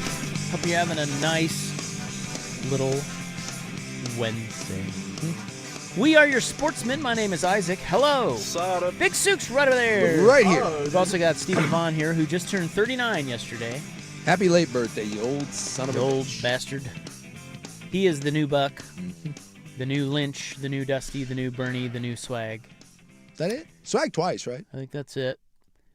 And Swag's our Billy Martin. We've fired him and rehired him. he is our Billy Martin, isn't he's he? come back around. Yeah. He kicks dirt on our home plate a lot. Apparently he records over our drops. Was he the one doing that?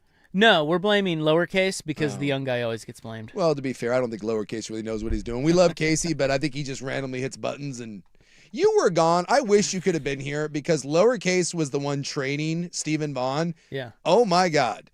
Having lowercase have no idea what he's doing while trying to teach someone else, it was magical for like 3 days while you were gone. I learned a lot. Well, it seems he did a pretty good job. Hey, give him some props there. Yeah. I think Casey settled in nicely here. We love Casey. Casey's great. It was an adventure, though. Yeah, it was. Every time I'd look in there, Steven just was in the background, kind of like, what? And then Casey would put his hands up. He'd do like the surrender cobra. I'm like, it's going great here, guys. Well, it worked out. Somehow we got through it. And this has nothing to do with anything, but it just came across my timeline. And the NFL Combine so it made me think about this because the Browns said that the quarterback competition is going to be up and Deshaun Watson and Shadur will both have a chance to win that job. Apparently Deshaun Watson got a full back piece tattoo and he went under anesthesia to get it, so he was knocked out. And across his back, lower back in giant letters, it says allegations beaten. You're kidding. No. That's true. Are you sure that's real? That is 100% real. He got a giant back, like his entire back is covered, and he went under anesthesia, so he was knocked out. And he stated that every tattoo is a piece of his history that shaped him into the player he is today. And across his lower back, where you would think even lower back. Lower back, where the tramp stamp would be Yeah. in giant letters, allegations beaten.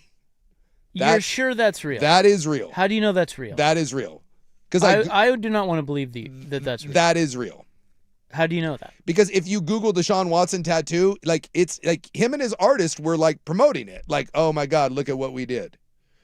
Now, so yeah, I don't know what I think that might be Snoop Dogg. I don't know. He's got random people on his back, but right across the lower back, the old tramp stamp, allegations beaten, which might be the strangest tattoo I've ever seen in my entire life.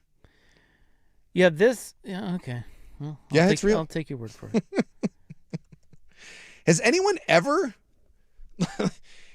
and were they beaten? He just settled all the cases. No, they weren't beaten at all. Well, I mean, he did settle them. I think that just sheds light on the alternative universe these guys live in. It's just It wasn't a loss, though. He didn't lose the case. He did not lose the case. The push. No. Allegations beaten. Says Allegations- it right there He on should have his. got allegations pushed. And of all the places to get allegations beaten, lower back, the tramp stamp, that's just, Don't know why that came across my timeline, and instantly I was like, that probably should be discussed at some point. Yeah, posted by NFL Insider and Reporter. Who? I don't know, Adam Farrell, and then if you Google it, it does pop up. It's new, but it's there. It's got a couple ladies on there, and I don't know, some pray hands, and I don't know, there's some streets, I'm guessing, where he grew up. But There's a video of it. It's like there's like 1, 2, 3. Looks like almost 5 tattoo artists working on him at the same time. yeah, so the new thing is, like, if you get a sleeve or a back piece, that takes hours and hours and hours. You can only sit for so long. Right. So what a lot of these people are doing now is they're just getting knocked out. They're going under either local or general. I guess it wouldn't be. I think they're just using like what you do at the dentist, right? You get the gas or whatever, and they just knock you out, and then you get a bunch of tattoo artists to do it at once, and so you can do an entire back piece that may take you 50 hours or 70 hours for one artist to do it, and you get 5 of them, and 5, 6, 7 hours you're asleep, and next thing you know, you got. Now I do have to point back something piece. out. Yeah. I looked at the video here, and that is not a part of. It's not on here. It's not? The allegations beating. No, I can send you this video I'm looking at because it does look like a video that he posted, and it shows like the process of them, Yeah. and then at the end it shows the final the end product. Yeah. And that is not a part of it, at least on this video. At least on this one. Yeah. So I think be careful with it. There is no way he did that. There's no. I mean, I guess there is a way. Yeah. But I'm seeing that Be video too, and the rest of it is what's on his back. right. But that part is not. See, I mean, so it's very someone- easy to put that to put it on there? Yeah, like to fake. Yeah, because I see the video too, and all the rest of the tattoo is real. Damn it. I want that allegations beaten to be real. You got ball sack. I got ball sacked. Allegedly. But what's weird about it is, or not weird, but what's funny about, I don't know about funny. I don't know the term to use, but we did believe that, like initially it's like, oh, well that kind of makes sense. Yeah. Yeah. Yeah. That's the worst part. Yeah. Well, Is that I kind of believed it. Yeah.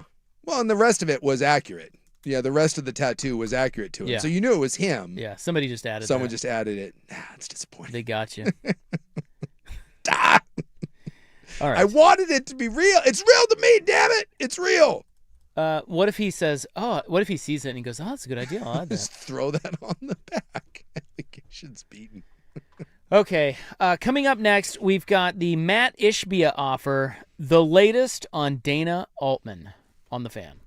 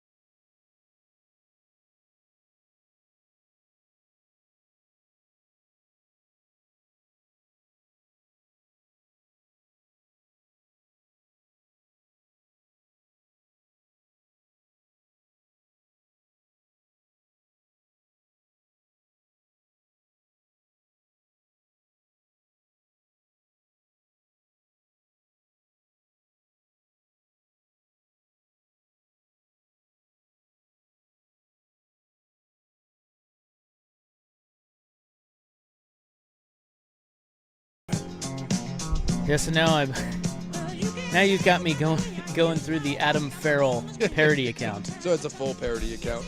Well, yeah, it says it right in his bio. Oh, I didn't see it. I just Googled Deshaun Watson tattoo to see, and all the rest of the tattoo popped up.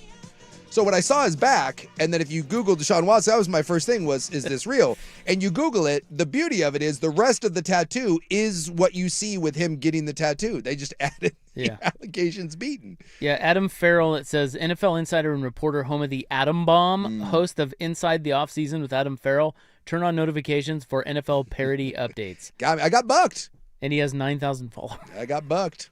And by the way, his content, not so good. Not so great. Probably only why he has 9,000 followers. I miss Ryan Buckley. He got Buckley would get ball sacked like every other day. It was great.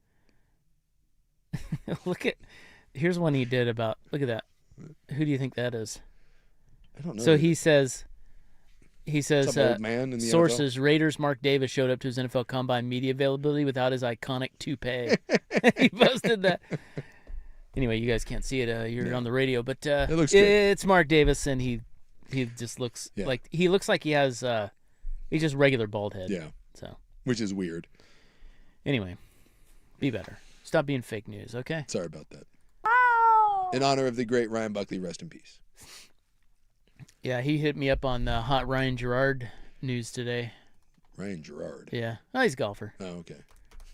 Just letting you know, Buck's still out there. Still out placing there? golf bets. We haven't talked TGL yet. What? So. TGL Wednesday. We split last night. All right. Bay Hill upset us. Where were you going with this? Nowhere. I know, but didn't you brought a Buck. Oh, that's true. We've got the Dana Altman latest. Yeah, the dreaded vote of confidence. Yeah, well, there's a report out that says, and this was Oregon Live, that Oregon is fully committed to Dana Altman despite the worst season of his tenure. Yeah. And they are bad, although they did just beat UCLA. And they're playing Wisconsin tonight. And more importantly, they are not the worst team in the Big Ten. That's Penn State. God dang, what do you think? Yeah. They're 10-17. It is not.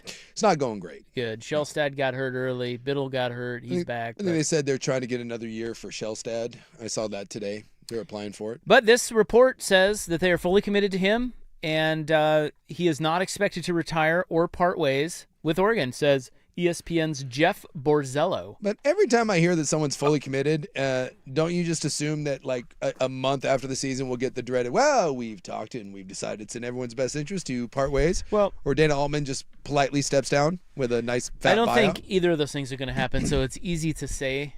It's easy to report this for two reasons. One, he's not leaving because he's making $4 million a year. Yeah. Why would he leave that? And two, they're not firing him because his buyout is $8 million or $4 million per season. Yeah. So he only has 2 years left on his deal. It would behoove Oregon to just, give him a chance to turn it around. He's done a good job for you. Yeah. Give him a chance to turn it around for 2 years. Pay him his monies. You don't have to pay a buyout. And then you worry about it 2 years from now. Well, plus the idea too at Oregon, I feel like, is there just isn't a lot of pressure, which is strange because, Oregon has obviously been a very good basketball program and they have good other athletics. The Heat, if this was Dan Lanning going through this, the Heat would be so much worse. We talked about it. For whatever reason on the West Coast, it's just the basketball thing just doesn't move the needle. Well, even when they're good. Yeah, it just doesn't. And I don't know why. So why should they? I mean, would you be in a rush to fire him right now? No. I wouldn't. No. Let him run it out. It He's just a good doesn't, coach. It just doesn't really feel like it means that much there. And you're right. He is a good coach. He's probably earned it. And now you kind of see how he pulls himself out of this. I think the one thing you got to do with him, though, is, I don't know, you kind of got to, and I'm sure they know this internally, but the NIL thing, how he's going about, I don't know if it's his staff or just his views of it or how you're supporting him with NIL, but something's got to change. It's not working in that regard. Well, therein lies the $64,000 question is Dana Altman, who has been so good there at Oregon and obviously has earned some slack on the rope, is this a matter of a blip? Is this a matter of him getting too old, or is it a matter of him not being comfortable in this new world? College football and college basketball, and I guess every sport to some extent. I mean, there's softball players now making $1 million a year. That gal down at Texas Tech, right, got $1 million. It's just different. Signetti proved that. It's a different world, and some people have adjusted to it well, and others haven't. I mean, I think this is the Dabo Sweeney thing. But they were, how quickly we forget, they were a 5 seed in the tournament last year. I mean, this is a one-off. Yeah. This year has been weird. Yeah. But a lot of injuries. Some of it's just due to injury. Mm-hmm. So it's not as if he's terrible there. Yeah. They went 25-10. They got to the second round. They were a 5 seed. He's taken them to a Final Four. But can I ask you this? In a world where you're seeing programs like BYU get the number 2 player in the country, and you're seeing some of the talent that schools are able to require, is there an element of that with Oregon being like, well, you have more resources than a lot of these places? That's what I just said. That's why I think internally they probably know this. They need to talk to him, whether it's his staff or whether it's the NIL support. Whatever it is in that regard doesn't seem to be working. Yeah. So you need to kind of maybe retool a little bit. He was kind of before his time though too, because he was getting transfers and JUCO guys. He lived that life before the portal. Now everyone can do it, and I think he's still adapting to that. Which again, maybe his age may not be he's evolving, but something's going on. Don't you think though that even when he was getting those, and he did, early, they weren't that great, right? Like his best years were when he had guys that stayed around, the Peyton Pritchards. So maybe, listen, this is going to sound weird, but maybe you talk to him and say, hey, listen, dude, don't worry so much about freaking NIL. Build a team. I don't know if you can build a team anymore without NIL. Well, I mean, I'm sure NIL would be a part of it. I'm just saying, like, maybe, and again, I don't know this because I'm not on the inside, but maybe they go too far with NIL. It's like, oh, we've got to get this guy for this $4 million. Well, maybe what if you give 4 guys that are lesser players, but you give them each $1 million, and now you got 4 players instead of one $4 million guy? Yeah. I mean, I don't know. I don't know how it all works behind the scenes. I'm just saying that's the one thing you could have a conversation with Dana Altman about, and it would be fair. Yeah. I'm looking. Not his coaching acumen. Well, because when we get into football, like, obviously these are top 5, top 6, 7 classes that Lanning has put together. And so I just wanted to go back and look, and I'm just going off of 24/7, right? Or I believe you'd like to say 247. 247, right? 247 sports. 247 sports. So I went back and looked. So going back to like 2022, right? So 2022 Oregon overall rank was 29, and then in 2023 it was now what 7. So we're this looking at football recruiting. No, this is basketball. Basketball recruiting. Basketball. Okay. Because you said Dan Lanning. No, I said Lanning is putting together elite classes. Yeah. So I went with basketball. This is basketball. Okay. So they were in the high 20s. And then the next year they were 7th overall. Okay. 11th composite ranking when you take in like transfer classes. In all of college basketball? In all of college basketball. Wow. Right? And then in 2024, they were 42nd. And then in 2025, they were 87th. And again, it's early. So in 2026, but in 2026 right now, they're in the 40s. So you just wonder, are we trending? I don't know. Like I said, this is just one thing that I decided to pull up, but it felt like for a while there, and those didn't necessarily work out, but remember they had the Mookie Cook guy and they had Bol, and it felt like for a while there they were landing some big prospects that didn't necessarily hit, but they were getting those guys. And it feels over the last handful of years, there just hasn't been well, there was some attrition with those guys too, wasn't there? Yeah, some of those guys Mookie Cook left, but he just wasn't good enough to play on that level. Weren't there a couple guys that were high-level recruits that? Well, KJ Evans, who's on their team now, he was a 5-star. Yeah, he's fine. Nate Biddle, he's the highest recruit in the state of Oregon from high school that Oregon's ever gotten. Yeah, is that right? Yes, he's good. Yeah. I mean, you can't. Yeah. Well, he's good. Shelsett's good. Like, I don't think you could argue about Nate Biddle. I don't know, and he's stayed there. Yeah, he's been there. When was the last time Oregon had a hammer, like truly, that was like, dude, this is a because they're whether that's a guy that stayed and grew and developed, because we see those in college basketball. We see we see kids that end up staying for 4 or 5 years. That was at like Garza at Iowa, who was the big kid at Purdue. Zach Edey. Yeah, Zach Edey. And then you get the one and dones, whether it's, DeBancer or Peterson or Boozer. It just feels like it's been a while since Oregon had. Shelstad's a great player in Biddle, and they're both local kids. But when's the last time you felt that someone went to Oregon that was like, dude, this is a difference maker? Well, they got Peyton, 2 of them, but they didn't end up being that. Yeah. It would be Peyton Pritchard, right? One was what? Peyton Pritchard would be that guy. He was the last big time dude that they've had. Yeah, and he was Well, he yeah. was a development But guy. I think Sook's talking about like I look at it the other way. Okay. They got Bobo, Mhm. and that was supposed to be like, remember Yeah. Bobo? It's like, oh my god, this guy. And played dude, like 7 games. Yeah, it was not. And then he didn't stay long, and he wasn't interested in that one. So that was one of them. The other one was in Folly Dante. Yeah. Dude, that guy Yeah. was a hammer. Yeah, he was. And ended up being pretty good, Yeah. but not like DeBonsa. No. So I don't know. It's a weird one. It's a weird one. Altman is probably better suited as a coach who builds and develops over time, right? I would think. But so that may explain why a couple of these guys, they just come in and out and they're not with him long enough. You know? Yeah. But again, I wouldn't fire him. I just No. think I would talk to him about how I think everyone needs to be on the same page about how they're building their team. Sure. And it kind of feels a little disjointed. And we'll see next year if I think next year goes to tell you a lot, right? If it's a bounce back year, then everyone calms down. If it's another year of bottom half of the Big Ten, then I think people start. Because then you have a year left on the contract, and something tells me they won't let him go into that last year and be a lame duck. Next year, at the end of the season, my guess it will be get off the pot. You know what? Blank or get off the pot. He'll get an extension, or you just. I don't think in this world you let Dana Altman go into the last year and be like, oh well, we'll see what happens at the end of your contract. I just think the thing with him is it's a little weird that they have enough talent, even with injuries. They should be better than 10-17. Yeah. Like, this is a weird year. Yeah. Like, he's a good coach. Something's not right. Don't know what it is. You can't just blame it on injuries. No. Because even with lesser talent, or I'd say not any superstar talent, he rattles off 20, 25 wins a year. Yes. Every year. Yeah. So this is weird. So something may be up. I don't know. It's just, I wouldn't fire him. I just think. There have been a variety of proposals. This is misfire. I just think that it would be interesting to be a fly on the wall in a meeting about how Oregon basketball is going about its business. Yeah. You know. I just think I wanted the other one too is I wanted to look at like draft picks, because considering what Oregon football, and I get it's different. There's more draft picks in the NFL than there is in the NBA, but yeah, you look through for a program that's been good. There are not a lot of NBA guys that are. Well, no, they haven't. And like I said, the teams that were the best were the teams that just stayed. Like I was looking at that 31 win team: Jordan Bell, Dylan Brooks. Dylan Brooks. Dylan NBA Brooks guy. is awesome. Yeah. And he was Pac-12 player of the year that season as well. And they had Boucher on that team. Yeah. Tyler Dorsey had a cup of coffee in the NBA. Yeah. So that, I mean, but I think some of those guys were upperclassmen, were they not?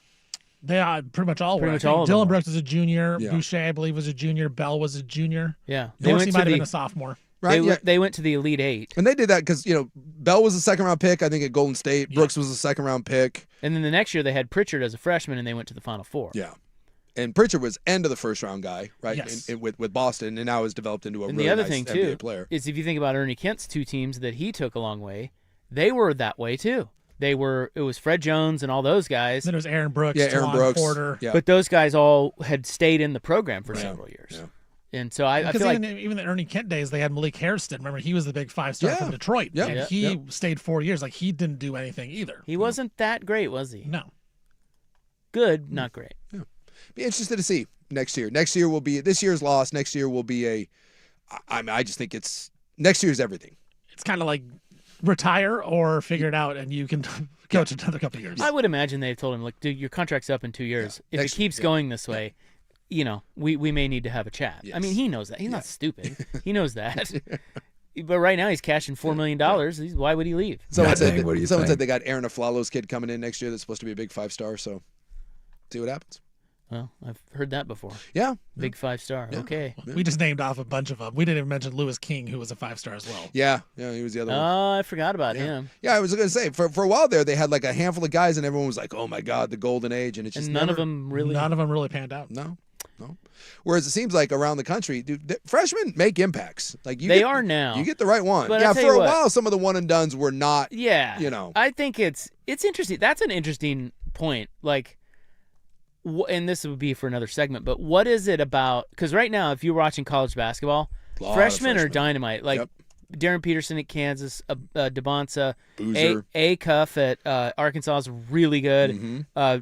Boozer, Fleming's at Houston. Fleming's at Houston He's is good. awesome. Who's the kid at North Carolina's got a forward? Wilson. Yeah, Caleb Wilson. He's hurt now, but he Yeah, exactly. Like, what has changed that the freshmen have come in and are this good? Yeah. Because they didn't used to be. They used to be vastly overrated, almost to a man. Yeah, that was it. You would always bitch and moan about that about Kansas. Well, they'd always get these guys, and they would be touted and be like, "Dude, they're all the same. They're raw. You can see the athleticism, or like you can see that why they're a 5-star. Yeah. But they need 2 years or 3 years. But it feels like But this, now they don't. It feels like this year they're hitting the ground running. So answer that question. What changed? That's another segment. Yeah, I don't know. For another day. Suk has nothing on that.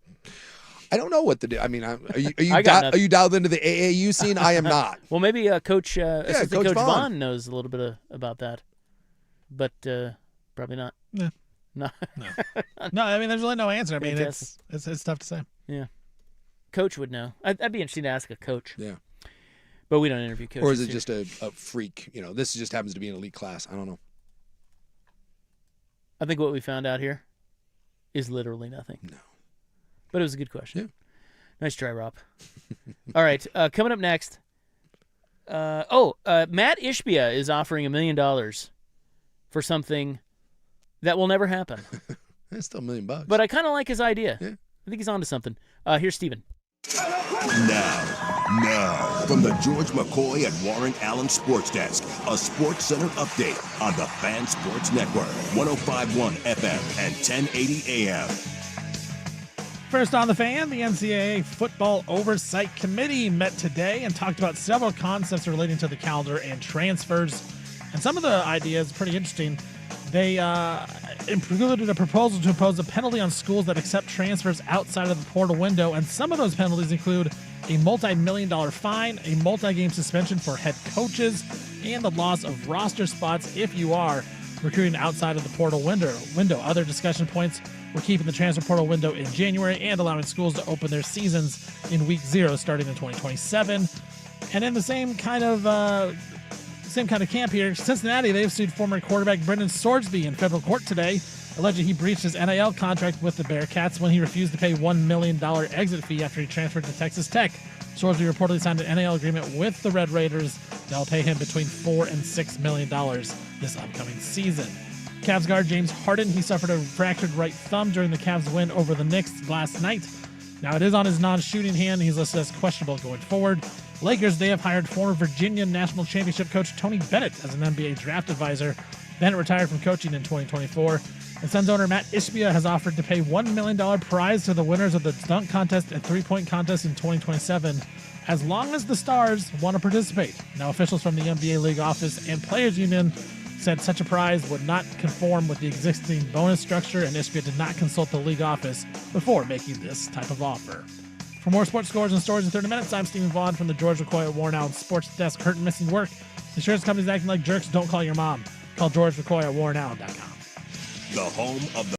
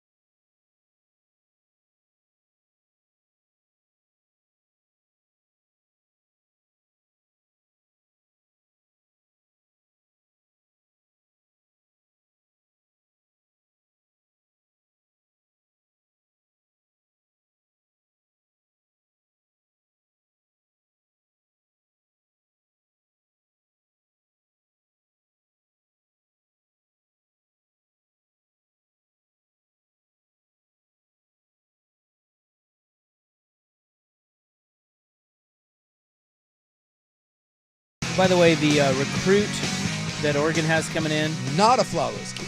no, it's Trevor Ariza's kid. Okay. Former Trailblazers great, Yes. Trevor Ariza. Look, some have him as a 5, some have him as a 4, but a big recruit nonetheless. And his name is Taj. Yeah.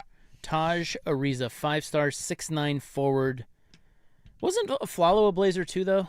Weren't they both a Blazer? I feel like a He was, Flalo yeah. was Yeah. a Blazer, yes. Yeah, Blazers were good. They traded for a Flalo That's to be right. the sixth man. Then Wesley Matthews towards Achilles. That's right. Flalo helped him a little bit, too, if I remember right. That team year. was good. That team had actually a top 10 offense and top 10 defense. Now, Deal is right. Name a NBA player from the late 90s at a Sun, and there's your next big recruit. Does feel that way. A lot of those happening. Yeah, who else do we have out there? Well, Boozer's kids out Boozer's there. kids out there is really good. And, of course, LeBron's the other kid. He's at Arizona right now. Ron Harper's kid came through. Dylan Harper. Yeah, he was the second pick last year. Yeah, how's he doing in the NBA? He's a good little player. He's a backup, right? Yeah, he's like their 8th man. Yeah. So that's For how the good, Spurs? For the yeah, Spurs. That's how good the Spurs are. But he plays like a veteran is the thing. Well, yeah, Klay Thompson, Yeah. Steph Curry. We're in that age group now. We're in the NFL and the NBA. You're just going to see a lot of kids and be like, oh, my God, I feel old. Yeah. Matt Ishbia, the Suns owner, is quite outspoken. Yes. Well, that's what happens when you're a brash billionaire. Yeah. I don't mind brash billionaires. I'm not going to lie. You want to be a brash billionaire, do you? No, I just said I don't mind brash billionaires. Because I think I like think you Mark relate. Cuban wasn't really brash, but I thought he was good for the league, you know? Yeah. Just guys that speak up, guys that care, guys that have ideas and aren't afraid to put them out there. You don't always have to agree with them. Yeah. But I feel like Matt Ishbia is kind of that. The new one. Yeah. In the NBA? He certainly does not mind throwing some weight around and throwing some cash around. Was it Ryan Clark, the Jazz owner, is kind of this way too. Like, Is he? Yeah, I haven't seen much from him. Yeah, he's The thing about Ishbia is that he at least likes basketball. So he He wants, loves basketball. Yeah, so he wants to see the NBA actually thrive where other owners just don't care. That's right. I think that's a good trait. That is an owner that I think makes the league more interesting. Yeah. You know, you agree with him or disagree with him on certain things, but he has now come out. He was on McAfee show. And by the way, did you hear McAfee paid the entire U.S. men's hockey team's tab at the Miami club? Yeah, I want to say 150. 150 is what I saw. Yeah. 150 G's. Do you think he actually paid that, or is it just a promotion by No, the he club? paid it. I think he paid it. That's a baller move. Yeah, it's awesome. Especially because it's a bunch of millionaires. So you're like, Right. don't worry, I got this. Yeah, but he's probably worth more than most of the hockey players, right? I would think so. That not most of the high-paid hockey players are Canadian. Not every one of those guys, and hockey players don't make what other players do. So there's probably plenty of those guys on the U.S. hockey team that aren't. They would not drop 150 without thinking about it. And something tells me Pat McAfee doesn't have to worry about that. What do you suppose McAfee's paycheck looks like? It's a lot. Isn't he like in the hundreds of millions in terms of total deal? I don't know if it's hundreds of millions, but he is worth a lot. I can look it up for you though, because I think him and What is Steve. that worth according to Yahoo? Sure. $60 million. I bet he's worth more than that. What's his last podcast deal or Well, show deal? when he signed with ESPN, he signed a 5-year, $85 million deal. $17 million per, just Okay. off the ESPN stuff, and then I'm sure And then he's he got. left there, right? Or is he still on there? No, he's still on yeah, there. that's right. 'cause And he I'm does game I'm guessing that he already made $120 million off of FanDuel, right. That's the one I'm thinking of. Yeah. He originally was with FanDuel. and he made $15 million during his NFL career, and he also he does stuff with WWE and various endorsements. Dude, that guy is swimming in. I'm guessing 150 for him is us paying 150. Does he have family and kids, or is he like a single bro? No, I think he's got kids. Does He is a kid. Yeah. Yeah. That was the whole thing with the student, because remember the student that supposedly hooked up with the Ole Miss dad, and he brought it up, and he's a girl dad, Yeah. Yeah, I so think he's- everyone hated on him. I think he follows the long tradition of white guy Asian wife with a little kid. Oh, he has an Asian wife? I believe so. You know what they say about white guys who marry Asians. So it's a prestigious list, my friend. I mean, I don't know what they say, but you know what they might say. Yeah, he got married in shorts. He wore tuxedo shorts. Pat McAfee. Well, anyway, Matt Ishbia is now saying that he will offer to pay $1 million to the winner of the 2027 Slam Dunk and 3-point contest. Yeah, I don't. And then he'll throw another $1 million to charity. But he said, let the best guys in I'm not certain that $1 million moves that needle. on the McAfee show. I mean, Yeah, I was going to say, like, these guys some of these bros make 30, 40, 50 million a year. Well, the problem with it is that the young guys don't, but the young guys don't think it's cool anymore. And the people that do $1 million would move the needle. They're already the guys doing it, and no one cares because you haven't heard of them. So you either have to get the veterans who decide that for the good of the game they're going to do it, or you have to make it cool for the young guys. It's not a money thing. You know, well, you can make it a money thing. You just have to put up more money. Yeah, I bet you 10 gets someone attention, maybe 5. Yeah, I wonder what would if $1 million doesn't. Well, I mean, for guys like Jaylen Brown did it at one point. I think John Morant never did it. But if you got guys that are on max contracts, I mean, what did Shaedon Sharp get? Did he get 90 from the Blazers? Yeah, wasn't it? Yeah, that sounds about right. 4 for 90. So 90. Shaedon Sharp is the definition of around the league. He doesn't move the needle if he joins the All-Star game, but he certainly would be better than what you have. And do you think at $90 million, $1 million, and that's only if you win it, do you think that's enough to get Shaedon Sharp off the couch and to go do it? No, because these guys actually value the All-Star break a lot. Like, Yeah. these guys want I to go would on a too. vacation. Yeah, they want to Totally. go to Cancun for a week. Like, they don't Totally. want to do anything. Yeah. Because during the regular season they're just sitting on the end of the bench, Yeah. getting So all it's just- bored. They got to go. So it's. Yeah, They got to fake their injury. they got to go fake their Cancun. injury and then go to Cancun. I mean, if the Olympics and the Four Nation thing have taught us anything, it's money for guys that are already super rich. It either has to be pride or the good of the game, and that's the only thing that really gets it. I mean, they said this year's All-Star game, the reason why it got somewhat competitive, I think maybe Ant said this. He said Wemby came out and Wemby was bringing it, and no one wanted to get embarrassed by him. So there's a young guy. That's what I said. Wemby decided to come out and take that thing seriously, and I'm pretty sure it was Ant that said once that happened, it was like crap. We're not going to get embarrassed.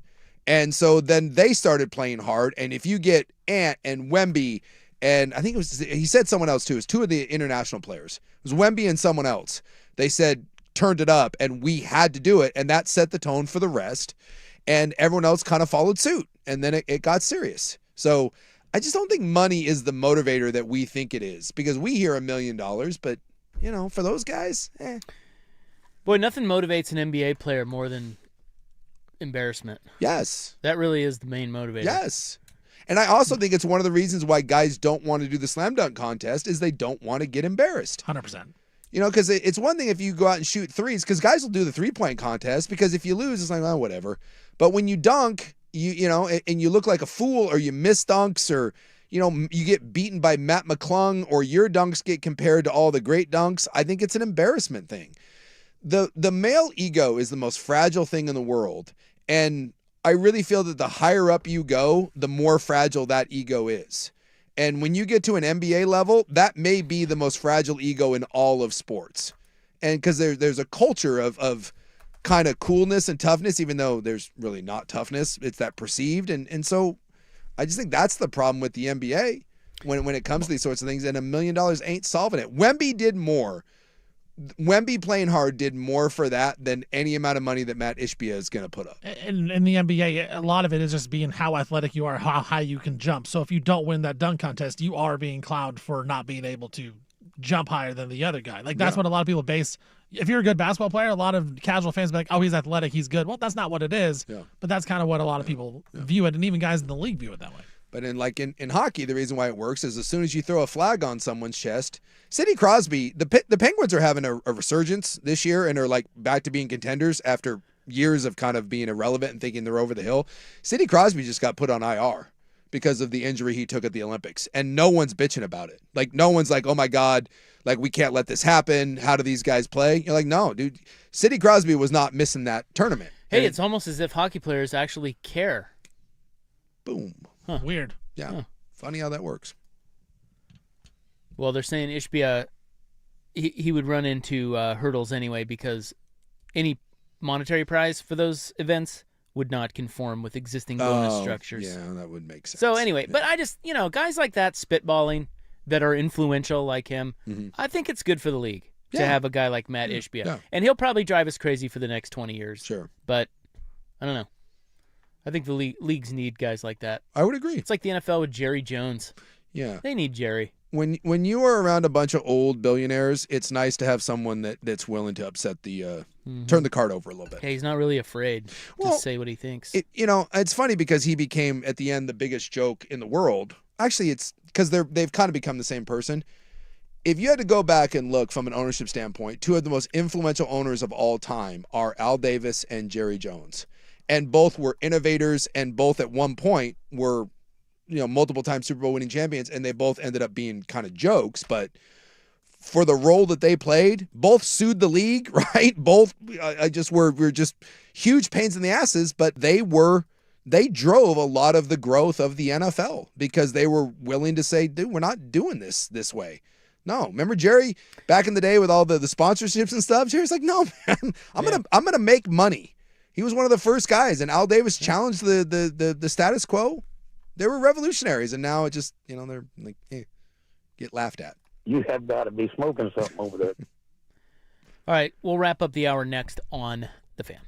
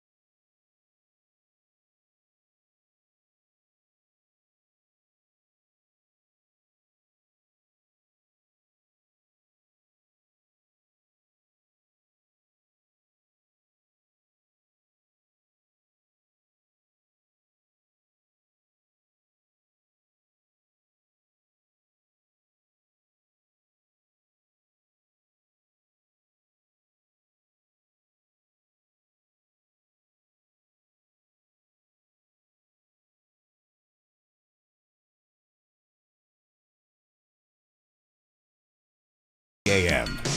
Coming up in the club, would you buy a nudist camp? And we have the Rock and Roll Hall of Fame noms for 2026. I saw one of these. Not the nudist camps, but, saw one of the nominees. Yeah. I've been doing nudist camp. Been to a couple nude beaches. I'm Pretty hot. Not certain. Well, usually not. Well, we've talked about it before, but there's that golf course, and I think it's either in Italy or France. Maybe France. And it's all nude, which, whatever. Yeah. But their website, the photos they chose to promote it. Sure. Troublesome. Well, every time I've seen like one of those like videos or like a thing for a nudist camp, they're always playing volleyball. And I'm with you. Like if that's the best you have to offer, you would think that you would put your best foot forward. Well, can anyone look good nude playing volleyball, by the way? But this is a family. Oh. Yeah. And it's weird. Yeah, it gets a little weird. I mean, you got... Yeah. They're all 100% nude, playing golf. I've been to 6 or 7 nude beaches in different countries, and it's usually not what you... Everyone always has that idea of what that nude beach is, and then you show up and you're like, all right. Hey, we're going to be out for Fan Madness. We would like you to join us. No nudity, by the way.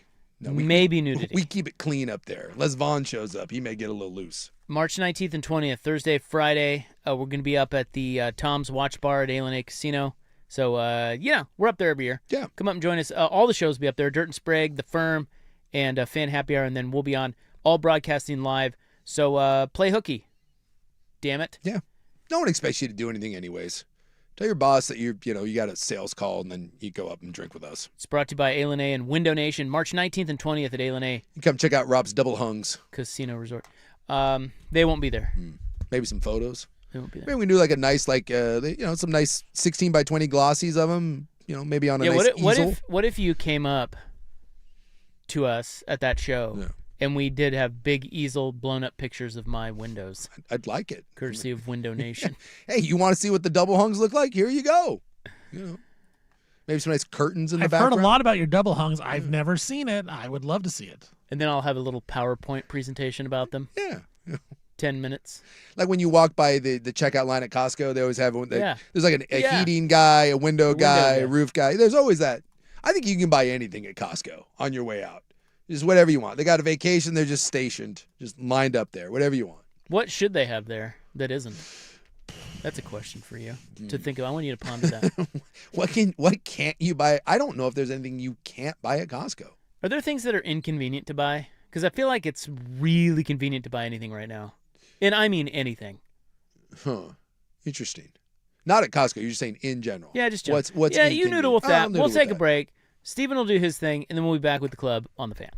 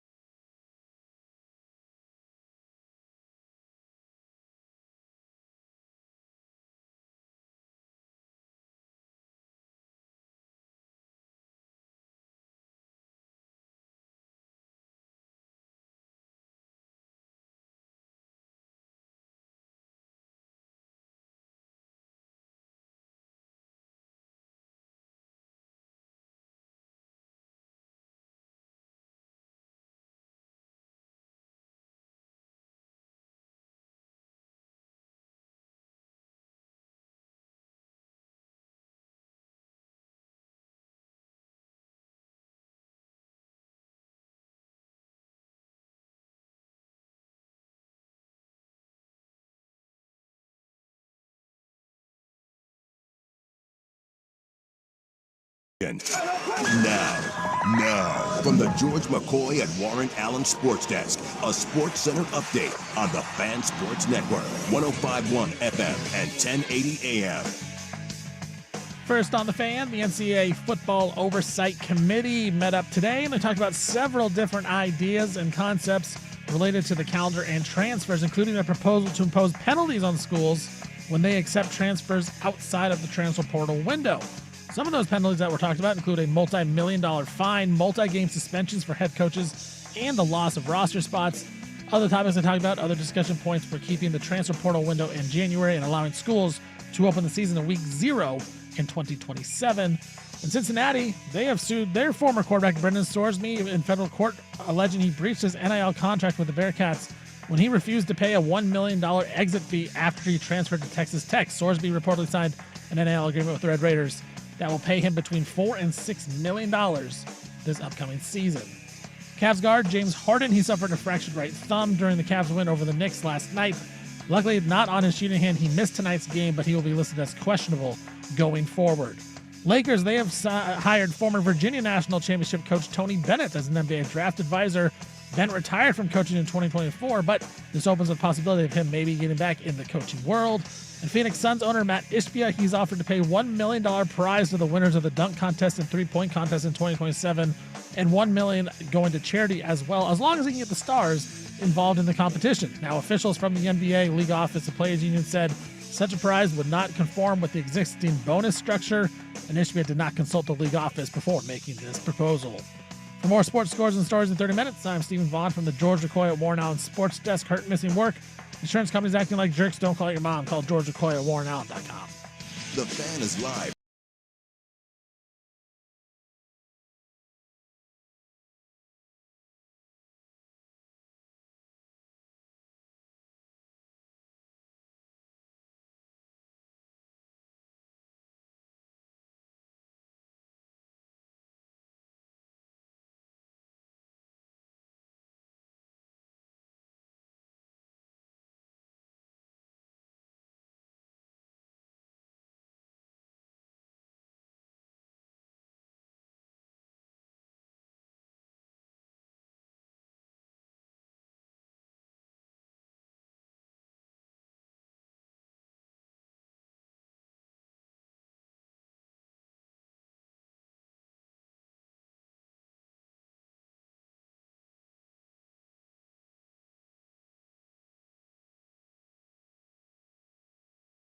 Well, my. Got my Michelob Ultra joints. Complete and utter embarrassing stupidity. You're not gonna arrest me.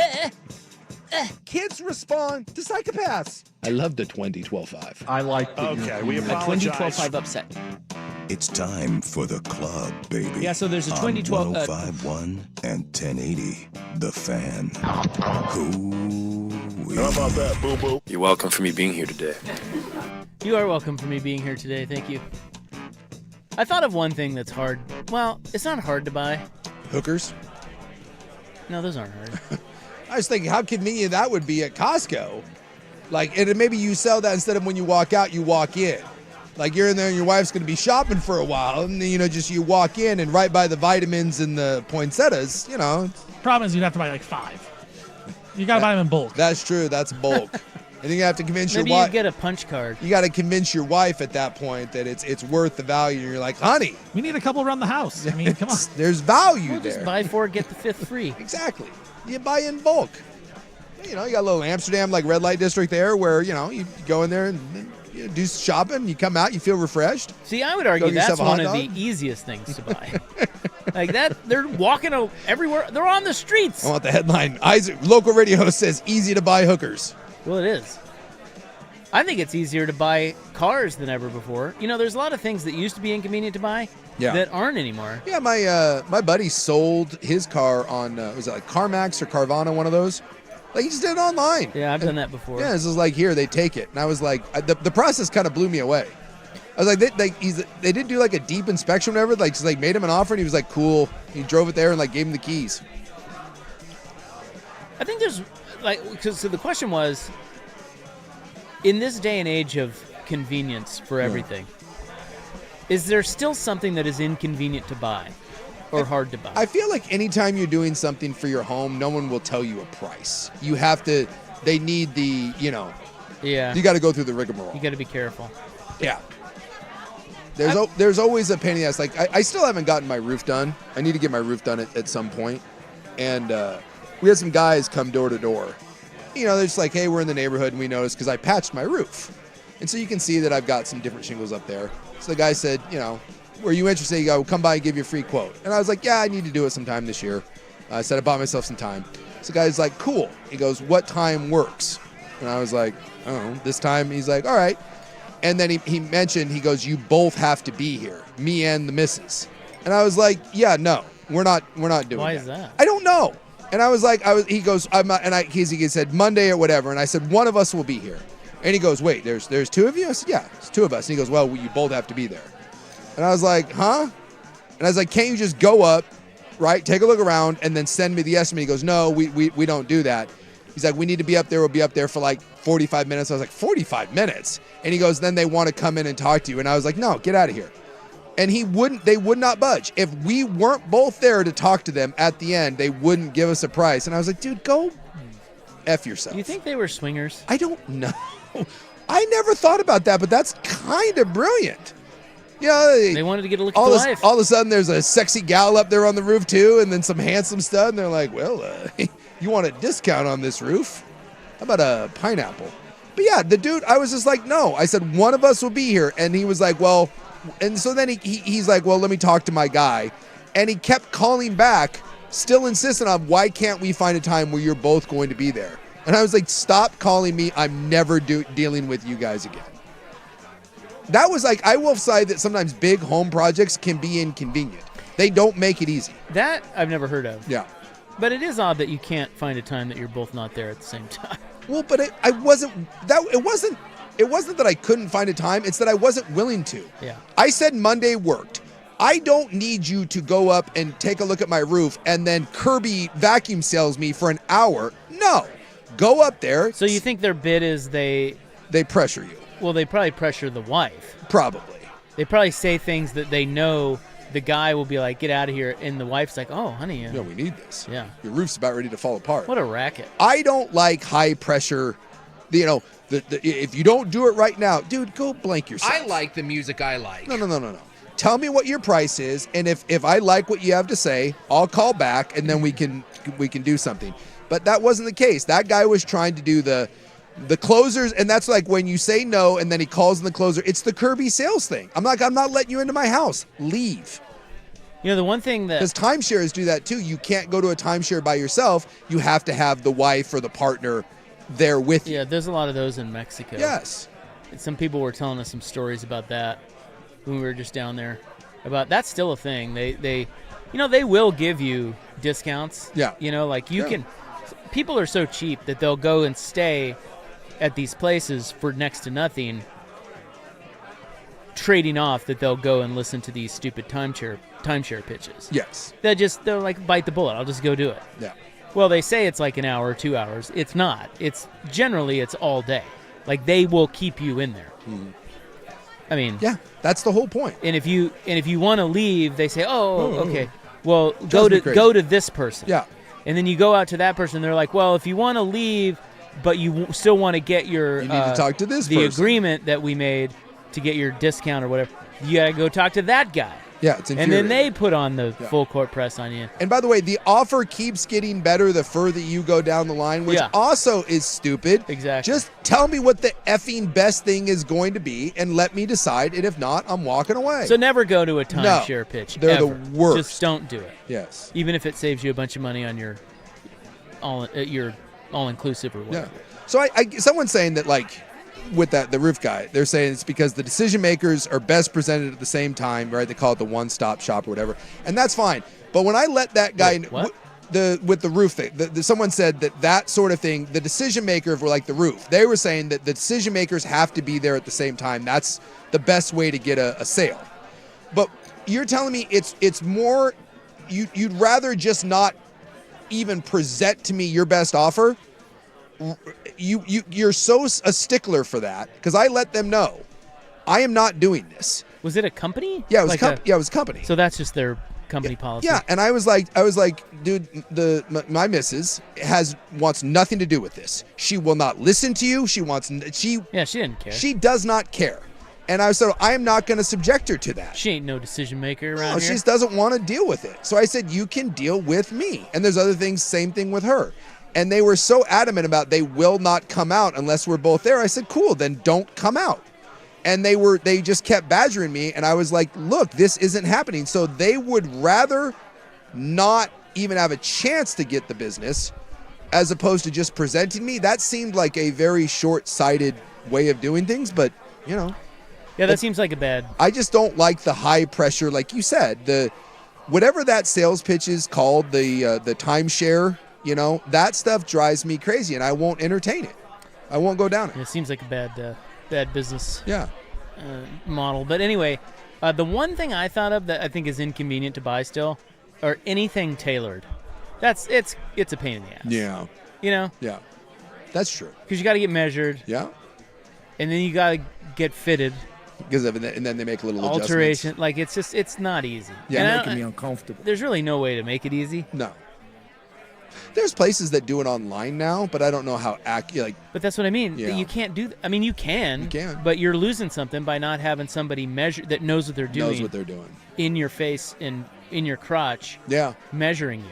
You're always losing something by not having someone in your crotch. That's right. When in doubt, get someone in your crotch, according to Isaac Robb.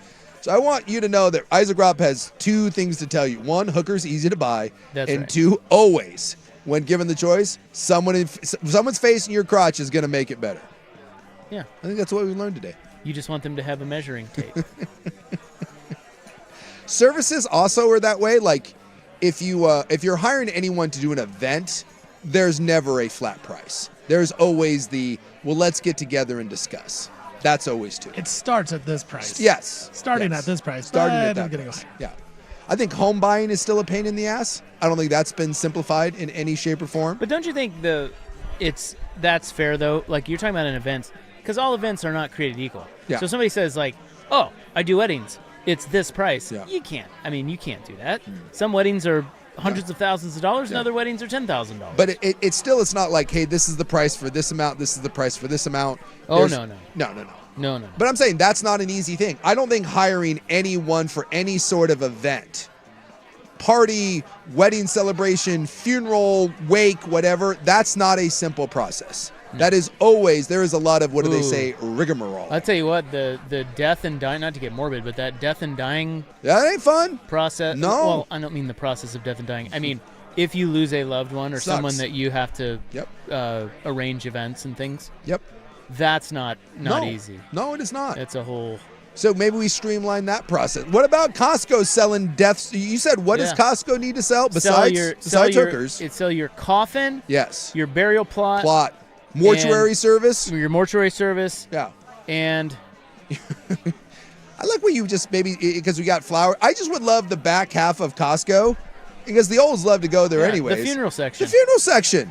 The death section. Got the graveyard back there. Yeah, I like it. You get buried in the Costco. Yeah, we can just go. Yes. There's a big oven. Bring in your dead. There's a big oven back there. I love that. Drop them off. We'll deal with it. I do think you can. I think you can buy caskets. Not in Costco, but I think you can order them through Costco. So let's get those bitches out on the floor, right in the middle where they sell like spider slacks. We get some coffins in there, and again some burial. I love it. Embalming services, buy two get one free. Because Costco's about bulk. You buy one for the wife, you're coming behind. Maybe a grandma, grandpa. I like this. I like this idea. Death services at Costco. All right. Custom fit golf clubs. Yeah, that's a pain. That can be a pain. That's not easy. That's not easy. You're right. You got to go through the, you got to try out different stuff. I got mine fitted at Redtail, and they were nice because the guy just asked me a few questions, and he goes, dude, just save these three. There's so many to choose from. He goes, what are you looking for? What's your price point, skill level, whatever? He goes, no, these three. He goes, we can sit here for as long as you want and hit clubs. He goes, these three. But he is promoting the three that make him the most money. That's true. That's what he's done. Yeah. Right there. But it made it easier. For me, he kind of gave me 3 price points. And I appreciated the fact that I didn't there are so many golf clubs. How the hell do you choose? There's so many different manufacturers, and I don't know about you, I didn't want to go and hit golf balls for 9 hours. I just liked that he was like, these are, and the most popular ones or whatever, and you got these are more affordable, these are middle of the road, these are higher end. And I was like, cool, great, get me out of here. I was out of there like in a tight 45. It's fantastic. All right, we've got the nominations for the Rock and Roll Hall of Fame 2026. 2020? 2026. We'll get to that next on The Fan.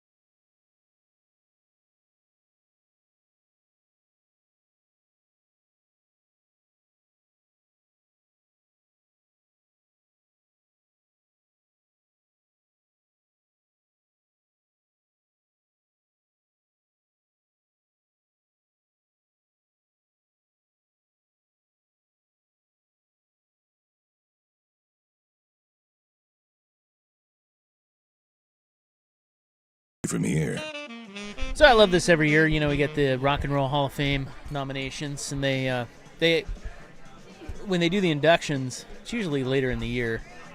They air it on HBO. Oh, it's some of the best TV all year. Oh, it really is. It's really cool. Because what happens is whoever gets thrown into the Hall of Fame, they will have somebody very famous introduce them, and then they'll come up and give a speech, and then sometimes they'll play, or they will have other artists play their music if they're old or dead or whatever. Sure.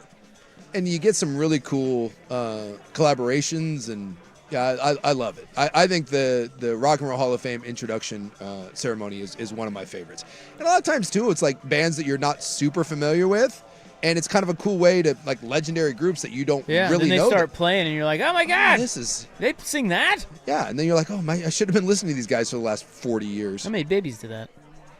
This baby making music. So this year, 17 performers could be inducted into the iconic Hall of Fame. Yeah. Among them, Lauryn Hill.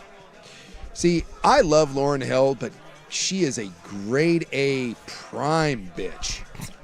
Well, that doesn't matter. She just drives me crazy, but man, she's good. Yeah. She's legendary. I know, but man. She's a pain in the ass. She's a huge pain in the ass, but Lauryn Hill is just greatness. So she'll probably get in, yeah? Maybe not this time. I don't know about this time. She will get in eventually. She's a grade A bitch.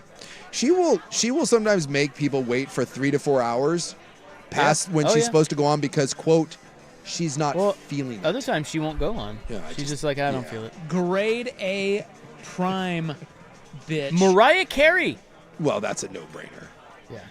And it's weird because it's rock and roll, and I know Mariah Carey's not rock and roll, but it's really more just a music Hall of Fame. Yeah, it's music. It's not. And you can't, whatever you think of Mariah Carey and this later venture that she's doing of pills and Ozempic and whatever, Mariah Carey is greatness. Phil Collins. Well, of course. How many, is there a limit to how many get in? Yeah. Is it like the NFL where there's only so many? Because, like, Lauryn Hill may get the Schneid this year simply because, like, I mean, Mariah's getting in and Phil Collins is getting in. I mean, that's like, you may get shoved out of the way for that. Yeah, I think this comes up every year where they actually can only put so many, and that pisses people off. Yeah. I can't remember, though, off the top of my head. I'll have to look that up. Also, Iron Maiden. Ooh, all right. Your boys. I would think by now Iron Maiden would have been in. That's a little surprising that they aren't in already. Not in. According to the internet, usually it's 5 to 7 performers, but recently they've been doing a lot more. So like the last 5 years, it's been in the double digits every year. Okay. I just want Iron Maiden. I want a giant Eddie. If you don't know, Iron Maiden, the big skeleton guy that's in all the Iron Maiden stuff, that's Eddie. I just want a big Eddie on stage. There's someone up there doing Run to the Hills and the Trooper. Iron Maiden is also, if you ever go to Vancouver, BC, there's an Iron Maiden bar up there. Go to it. It's phenomenal. I don't know much about Iron Maiden. Yeah, it's like, but I certainly know of them. Yeah, that's one of those, and they're huge still. Like they perform like down in Brazil and South America for like 50, 60,000 people still. They're a huge deal in the old school metal community. In Excess? I was never a big NXS guy. They're pretty good. Yeah? Yeah, In Excess, I think, was really underrated. Like, they did some good stuff. That's one of those that if they make it in, I'll bet you I will be impressed. I think you'll appreciate them more, yeah. Yeah, because they've got like what? New Sensation is the one that I think about. Yeah, they had a lot of hits. But Michael Hutchins, of course, he died. Yeah. And so... Oh, they do the Devil Inside. Devil Inside. What was every single one of us? What's their biggest hit? I feel like there's one that They did... I feel like there's one that I'm missing. Oh, that's like God. their biggest hit. Don't they have one that they're like... Never Tear Us Apart? I don't think that's... Maybe I'm thinking of someone else. Suicide Blonde? They had some good stuff. Yeah, I'm not super familiar with... And if you ever get to see any old clips of them live, Michael Hutchins was one of the better frontmen. Really? Yeah, he was great. Yeah. Weird, but great. Yeah. Just don't know enough about him to make any sort of statement. Shakira is up for the Rock and Roll Hall of Fame. Really? Yes. And she's, globally, she's enormous. Big deal. Yeah. Maybe more so in other places than here, but she's really good. Well, and she's hot, and her hips don't lie. They don't lie. I think I know that firsthand. I remember that from with old Wyclef, and then the halftime performance. Yeah. That one. I know. Yeah. It's terrible, but I know her more for the belly shaking than I do her music. Well, that's part of her bit. I know. That's what she does. Yeah. And then you also have so some of the others is the Rock and Roll Hall of Fame noms. Let's see. I mentioned Phil Collins, Mariah Carey, Lauryn Hill, NXS, Iron Maiden, Shakira, and Luther Vandross. To me, no-brainer. But then some of the more Big Luther. Some of the more sort of on the fence. Yeah. Melissa Etheridge. Yeah, I bought a Melissa Etheridge CD once. Boy, what phase were you going through? That was one of those BMG musics. But She had I think that was before when I was young enough where I didn't fully realize what was going on, but she had that Come to My Window song. And when you're like in like the 7th grade and one song was good, you bought a CD for, it might have been a tape. And I bought it for that one song, the Come to My Window. And Come to my window. And I don't think I've listened to a Melissa Etheridge song since. Yeah, she's still doing her thing. Yeah. Jeff Buckley up this year. Yeah. He, of course, passed away, but we talked about the documentary on him. People love, like musicians. Yeah, dude. Musicians swear by Jeff Buckley. There are a lot of people who believe he was one of the greatest male voices of all time. Yeah. And he only put out one album. Yeah. And then he died. Yep. But... And it's, that documentary that's out there on him is pretty melancholy. Like, it's pretty sad. Yeah. He was kind of a sad guy. Yep. But, I don't know. He was great. He does the rendition of Hallelujah that's, like, world-renowned. Yep. People, I just heard so many musicians that say, like, he was the musician's musician. Yeah. And he was buddies with your boy. My boy. Oh, what's his nuts? What's his nuts? Oh my God, Chris. Chris Cornell. Cornell, yeah, they were buddies, and the reason they were buddies is they both just thought the other was freaking awesome. Yeah. And so they met and were like, "Hey, let's hang out." Well, I'll tell you what. If Chris Cornell thinks you're awesome, chances are you're awesome. Right. And Buckley loved Cornell. He was like, "Dude, this guy." Yeah. Pink is nominated. See, there you go. She should get in. Dude, yeah, she's awesome. I freaking love that woman. Girl power. If I could stalk like an all-time celebrity, like if I could have one of those creepy restraining orders for like 20 years, it would be her. It might be her. Really? I love everything about her. I think mine would be Dua Lipa. Yeah. I love but her. that's an early, you're doing a fly-by-night stalk. What do you mean? You'd be stalking her for like 4 or 5 years tops. Well, I'm old now. I'm in stock territory. Like, yeah, but like I would have been stalking Pink for decades. Like they'd have photos of me up at tours. Like there would be cease and desist. Like it would. This has been a stalk that's been going on for decades. Your stalk is just that's a fly-by-night stalker. I'm talking some hardcore stalking. Pink is freaking incredible. Is she still married to Carrie Hart? She is. I keep waiting for that marriage to break up, and it breaks up, and then they get right back together. Yeah. They seem pretty volatile. Yeah, there's a lot of funny stories about them. Like, I guess Carrie Hart punched a hole in a wall once, and so she framed it. That's who Pink is. Yeah. She's like went, and she's like, he was like, I'll fix the wall, and she just went and got a really nice like antique frame and framed the hole in the wall. She's just wonderful, and if you ever get to see her in concert, that is one of the best shows you will ever see, and she is an absolute badass. Oh, the listeners texting in on NXS. Perhaps you're talking about "I Need You Tonight." Yes. I need you tonight. That's the song I because that was like the video. Yeah. That was like the big MTV. 'Cause I'm not yeah. sleeping. It's a good tune. Also on the list, Oasis. You know me. I know everyone loves Oasis. They'll get in. Yeah, they'll get in. But big impact. I'm just not an Oasis guy. Sade, also awesome. She's underrated. Sade. If you're talking about baby making music, yeah, totally. That's when you put on the Sade Mega Mix and get after it. The Wu-Tang Clan. Oh, there you go. Obviously, I mean that's a no-brainer. 100%. The Black Crowes. I can get down with the Black Crowes a little bit. Yeah, you're losing me a little bit there. Yeah, I get it. New Edition. You have completely lost me. And we also have Billy Idol, who I think should be in. Yeah, I'm not the biggest Billy Idol guy, but he awesome. belongs in. And then Joy Division, New Order. I don't know Joy Division, New Order. Is that a? Well, they did. Yeah, they were like back in the 80s and 90s, like kind of techno pop type. Yeah. They weren't my thing, but they were awesome. Huge following. So we're saying what, 5 to 7? They said. Well, that's what he said, but he said recently double digits. So. Oh, well, to me, if I had to pick 5, going 5. Mariah Carey, Phil Collins, okay. Pink, Wu-Tang, And I know Oasis would be the one, but I don't like Oasis. But Oasis is the other one.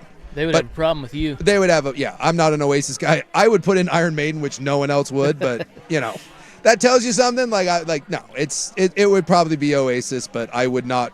I just don't want to listen to those two bitch, because they're gonna go. It drives me nuts that those two brothers do nothing but bitch and moan about being millionaires, and I struggle with that.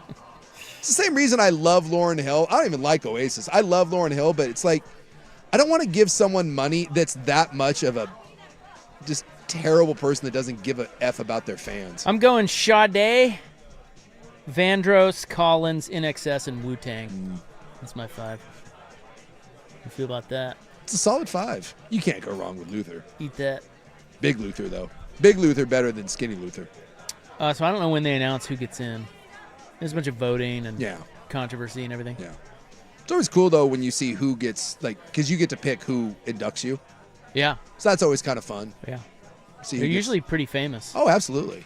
Well, when you get into the Rock and Roll Hall of Fame, you usually have some clout. I'll probably be up there. I mean, David Letterman's done it a couple times, and, Dave. Yeah.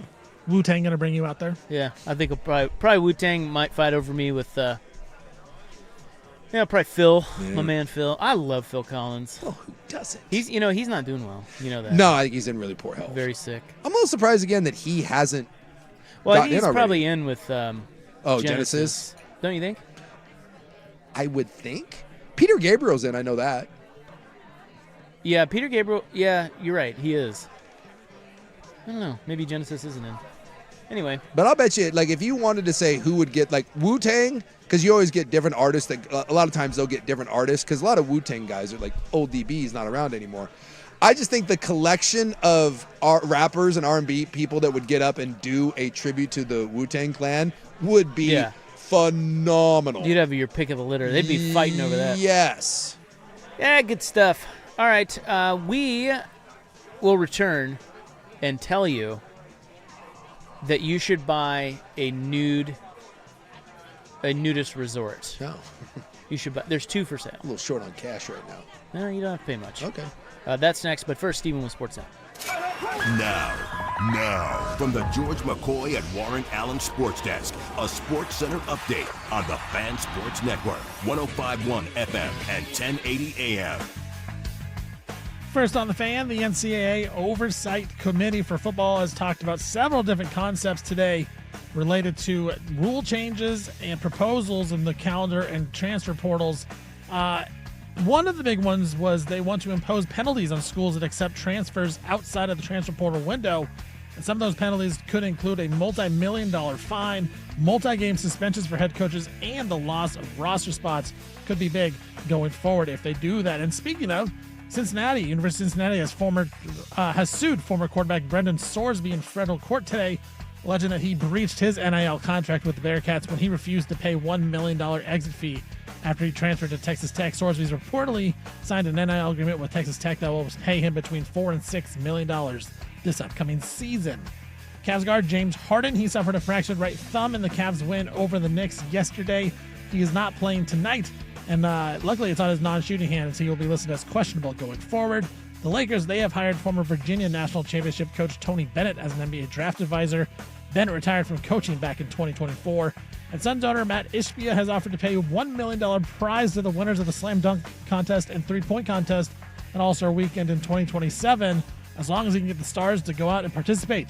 Although officials from the NBA League Office and Players Union have told ESPN that such a prize would not conform with the existing bonus structure, and Ishbia did not consult the league office before making that offer. For more sports scores and stories in 30 minutes, I'm Steve Vaughn from the George McCoy at Warren Allen Sports Desk. Hurt and missing work?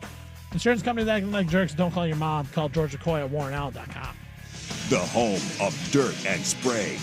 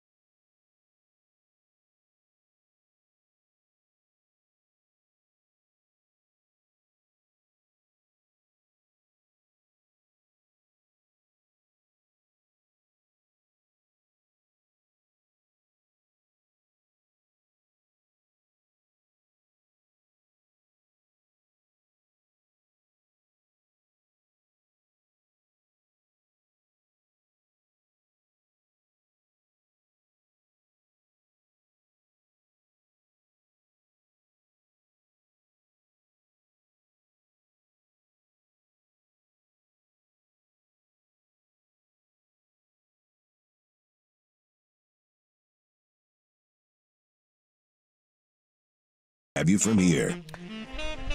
So, yeah. Being nude is great. In certain situations. Yeah, exactly. But as Seinfeld's once said, good nudity, bad nudity.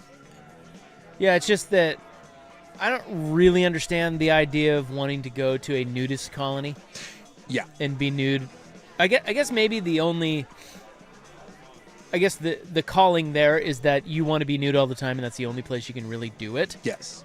Now, I've never been to a nudist colony. Like I said, I've been to plenty of nudist beaches, and you're nude for an hour, you get some sun, whatever. It's kind of a fun, cheeky thing to do. Go with your partner or whatever. But the idea of, like, going to a resort where you're just naked all the time and you want to, like, I don't know. Like I said, play pickleball. There's like shuffleboard and all that. It's weird. It's weird. Yeah. What is that? I don't know. What are people? Do they just want to see other people naked?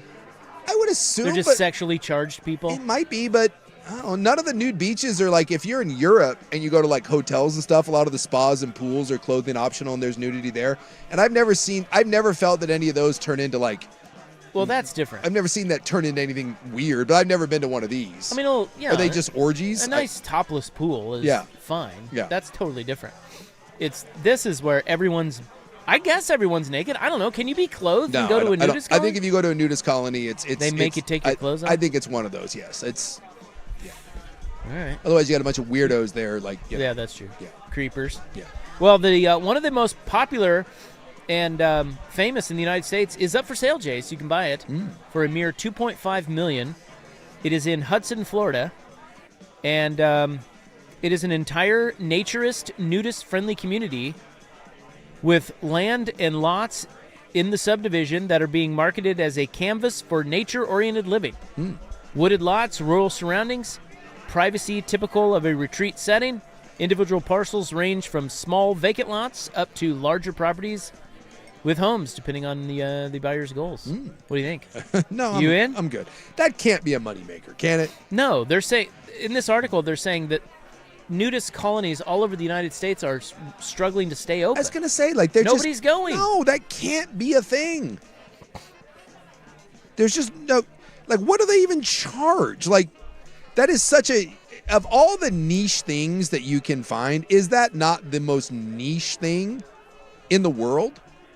Like, a nudist, of all the different sorts of resorts you could do. Like, if you did a My Little Pony resort, if you did a poke, like, there's all kinds of different, like, online communities. I would guess that the nudist community, that has to be the most, even if you did one for, like, swingers, I think that would be better than just the nudist.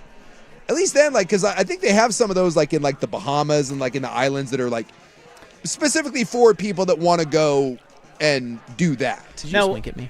Yeah. What if I offered you the ability to stay? So I'm going to buy this nudist camp. Yeah.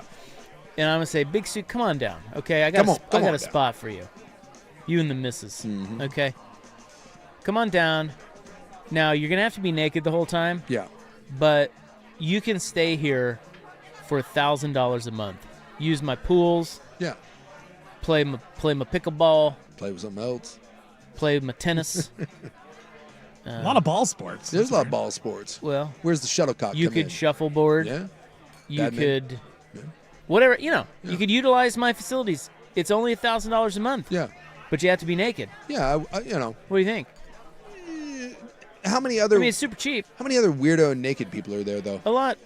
That's the whole thing. That's It's a the whole nudist thing. colony. Maybe you might find your people.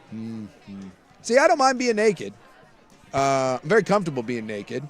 The missus, yeah, I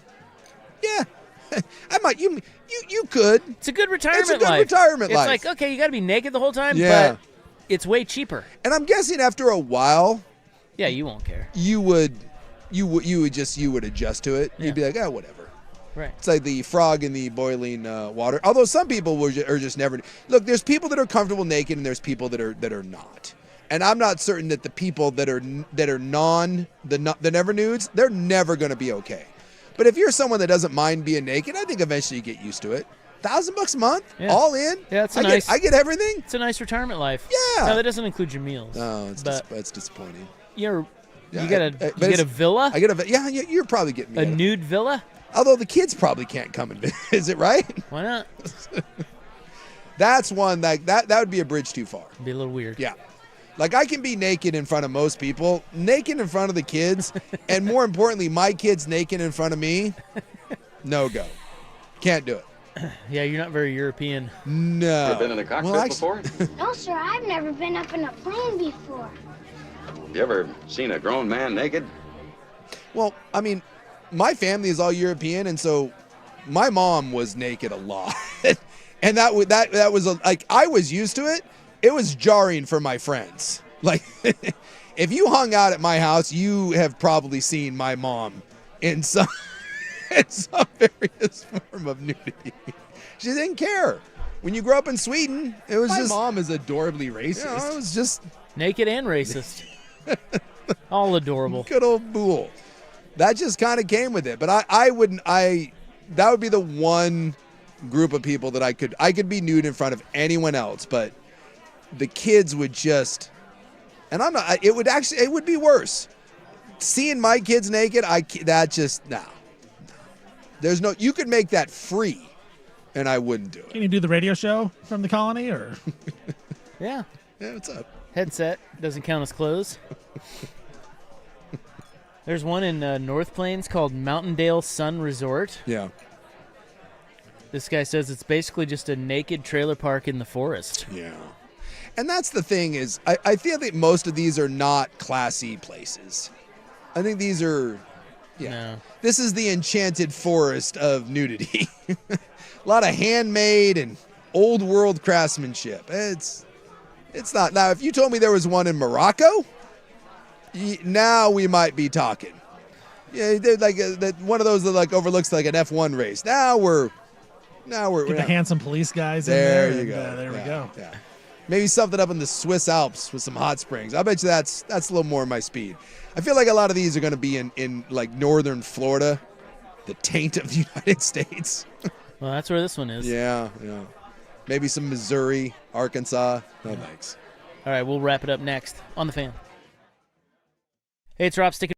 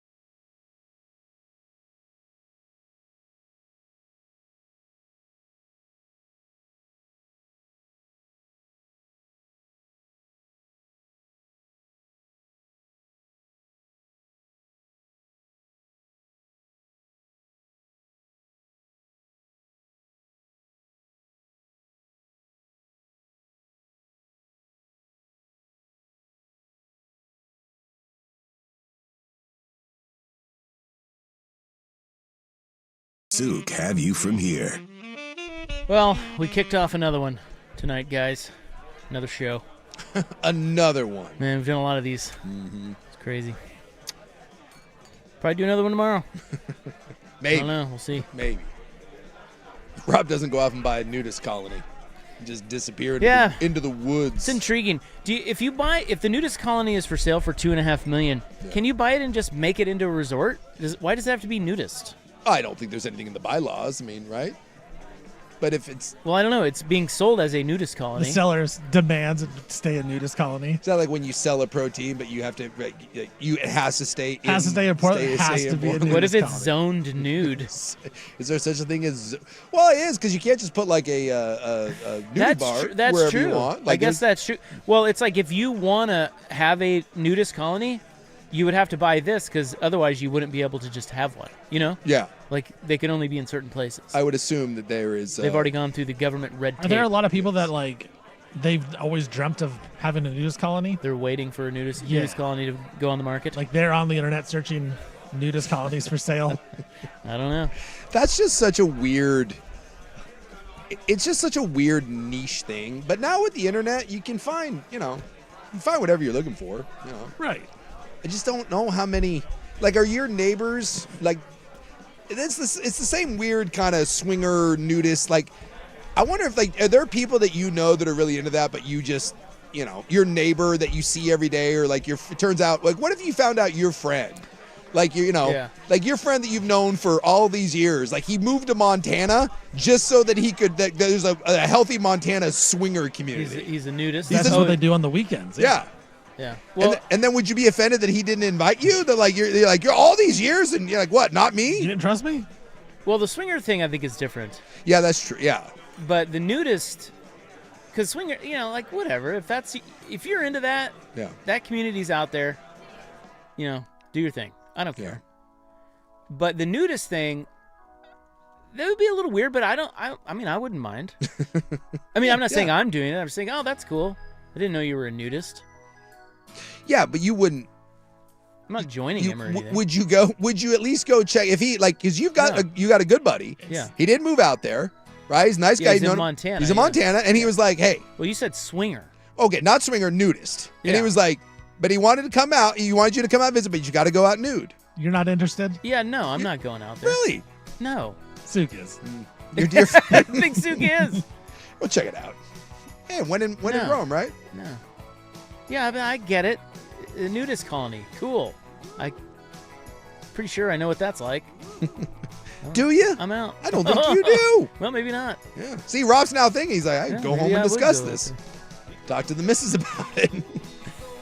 All right, everybody have a great night. Okay, we're back tomorrow, 3 to 7 of Think Night. Of Spain, red ships of Spain. Come on, dude. There's nothing that's going to penetrate that face.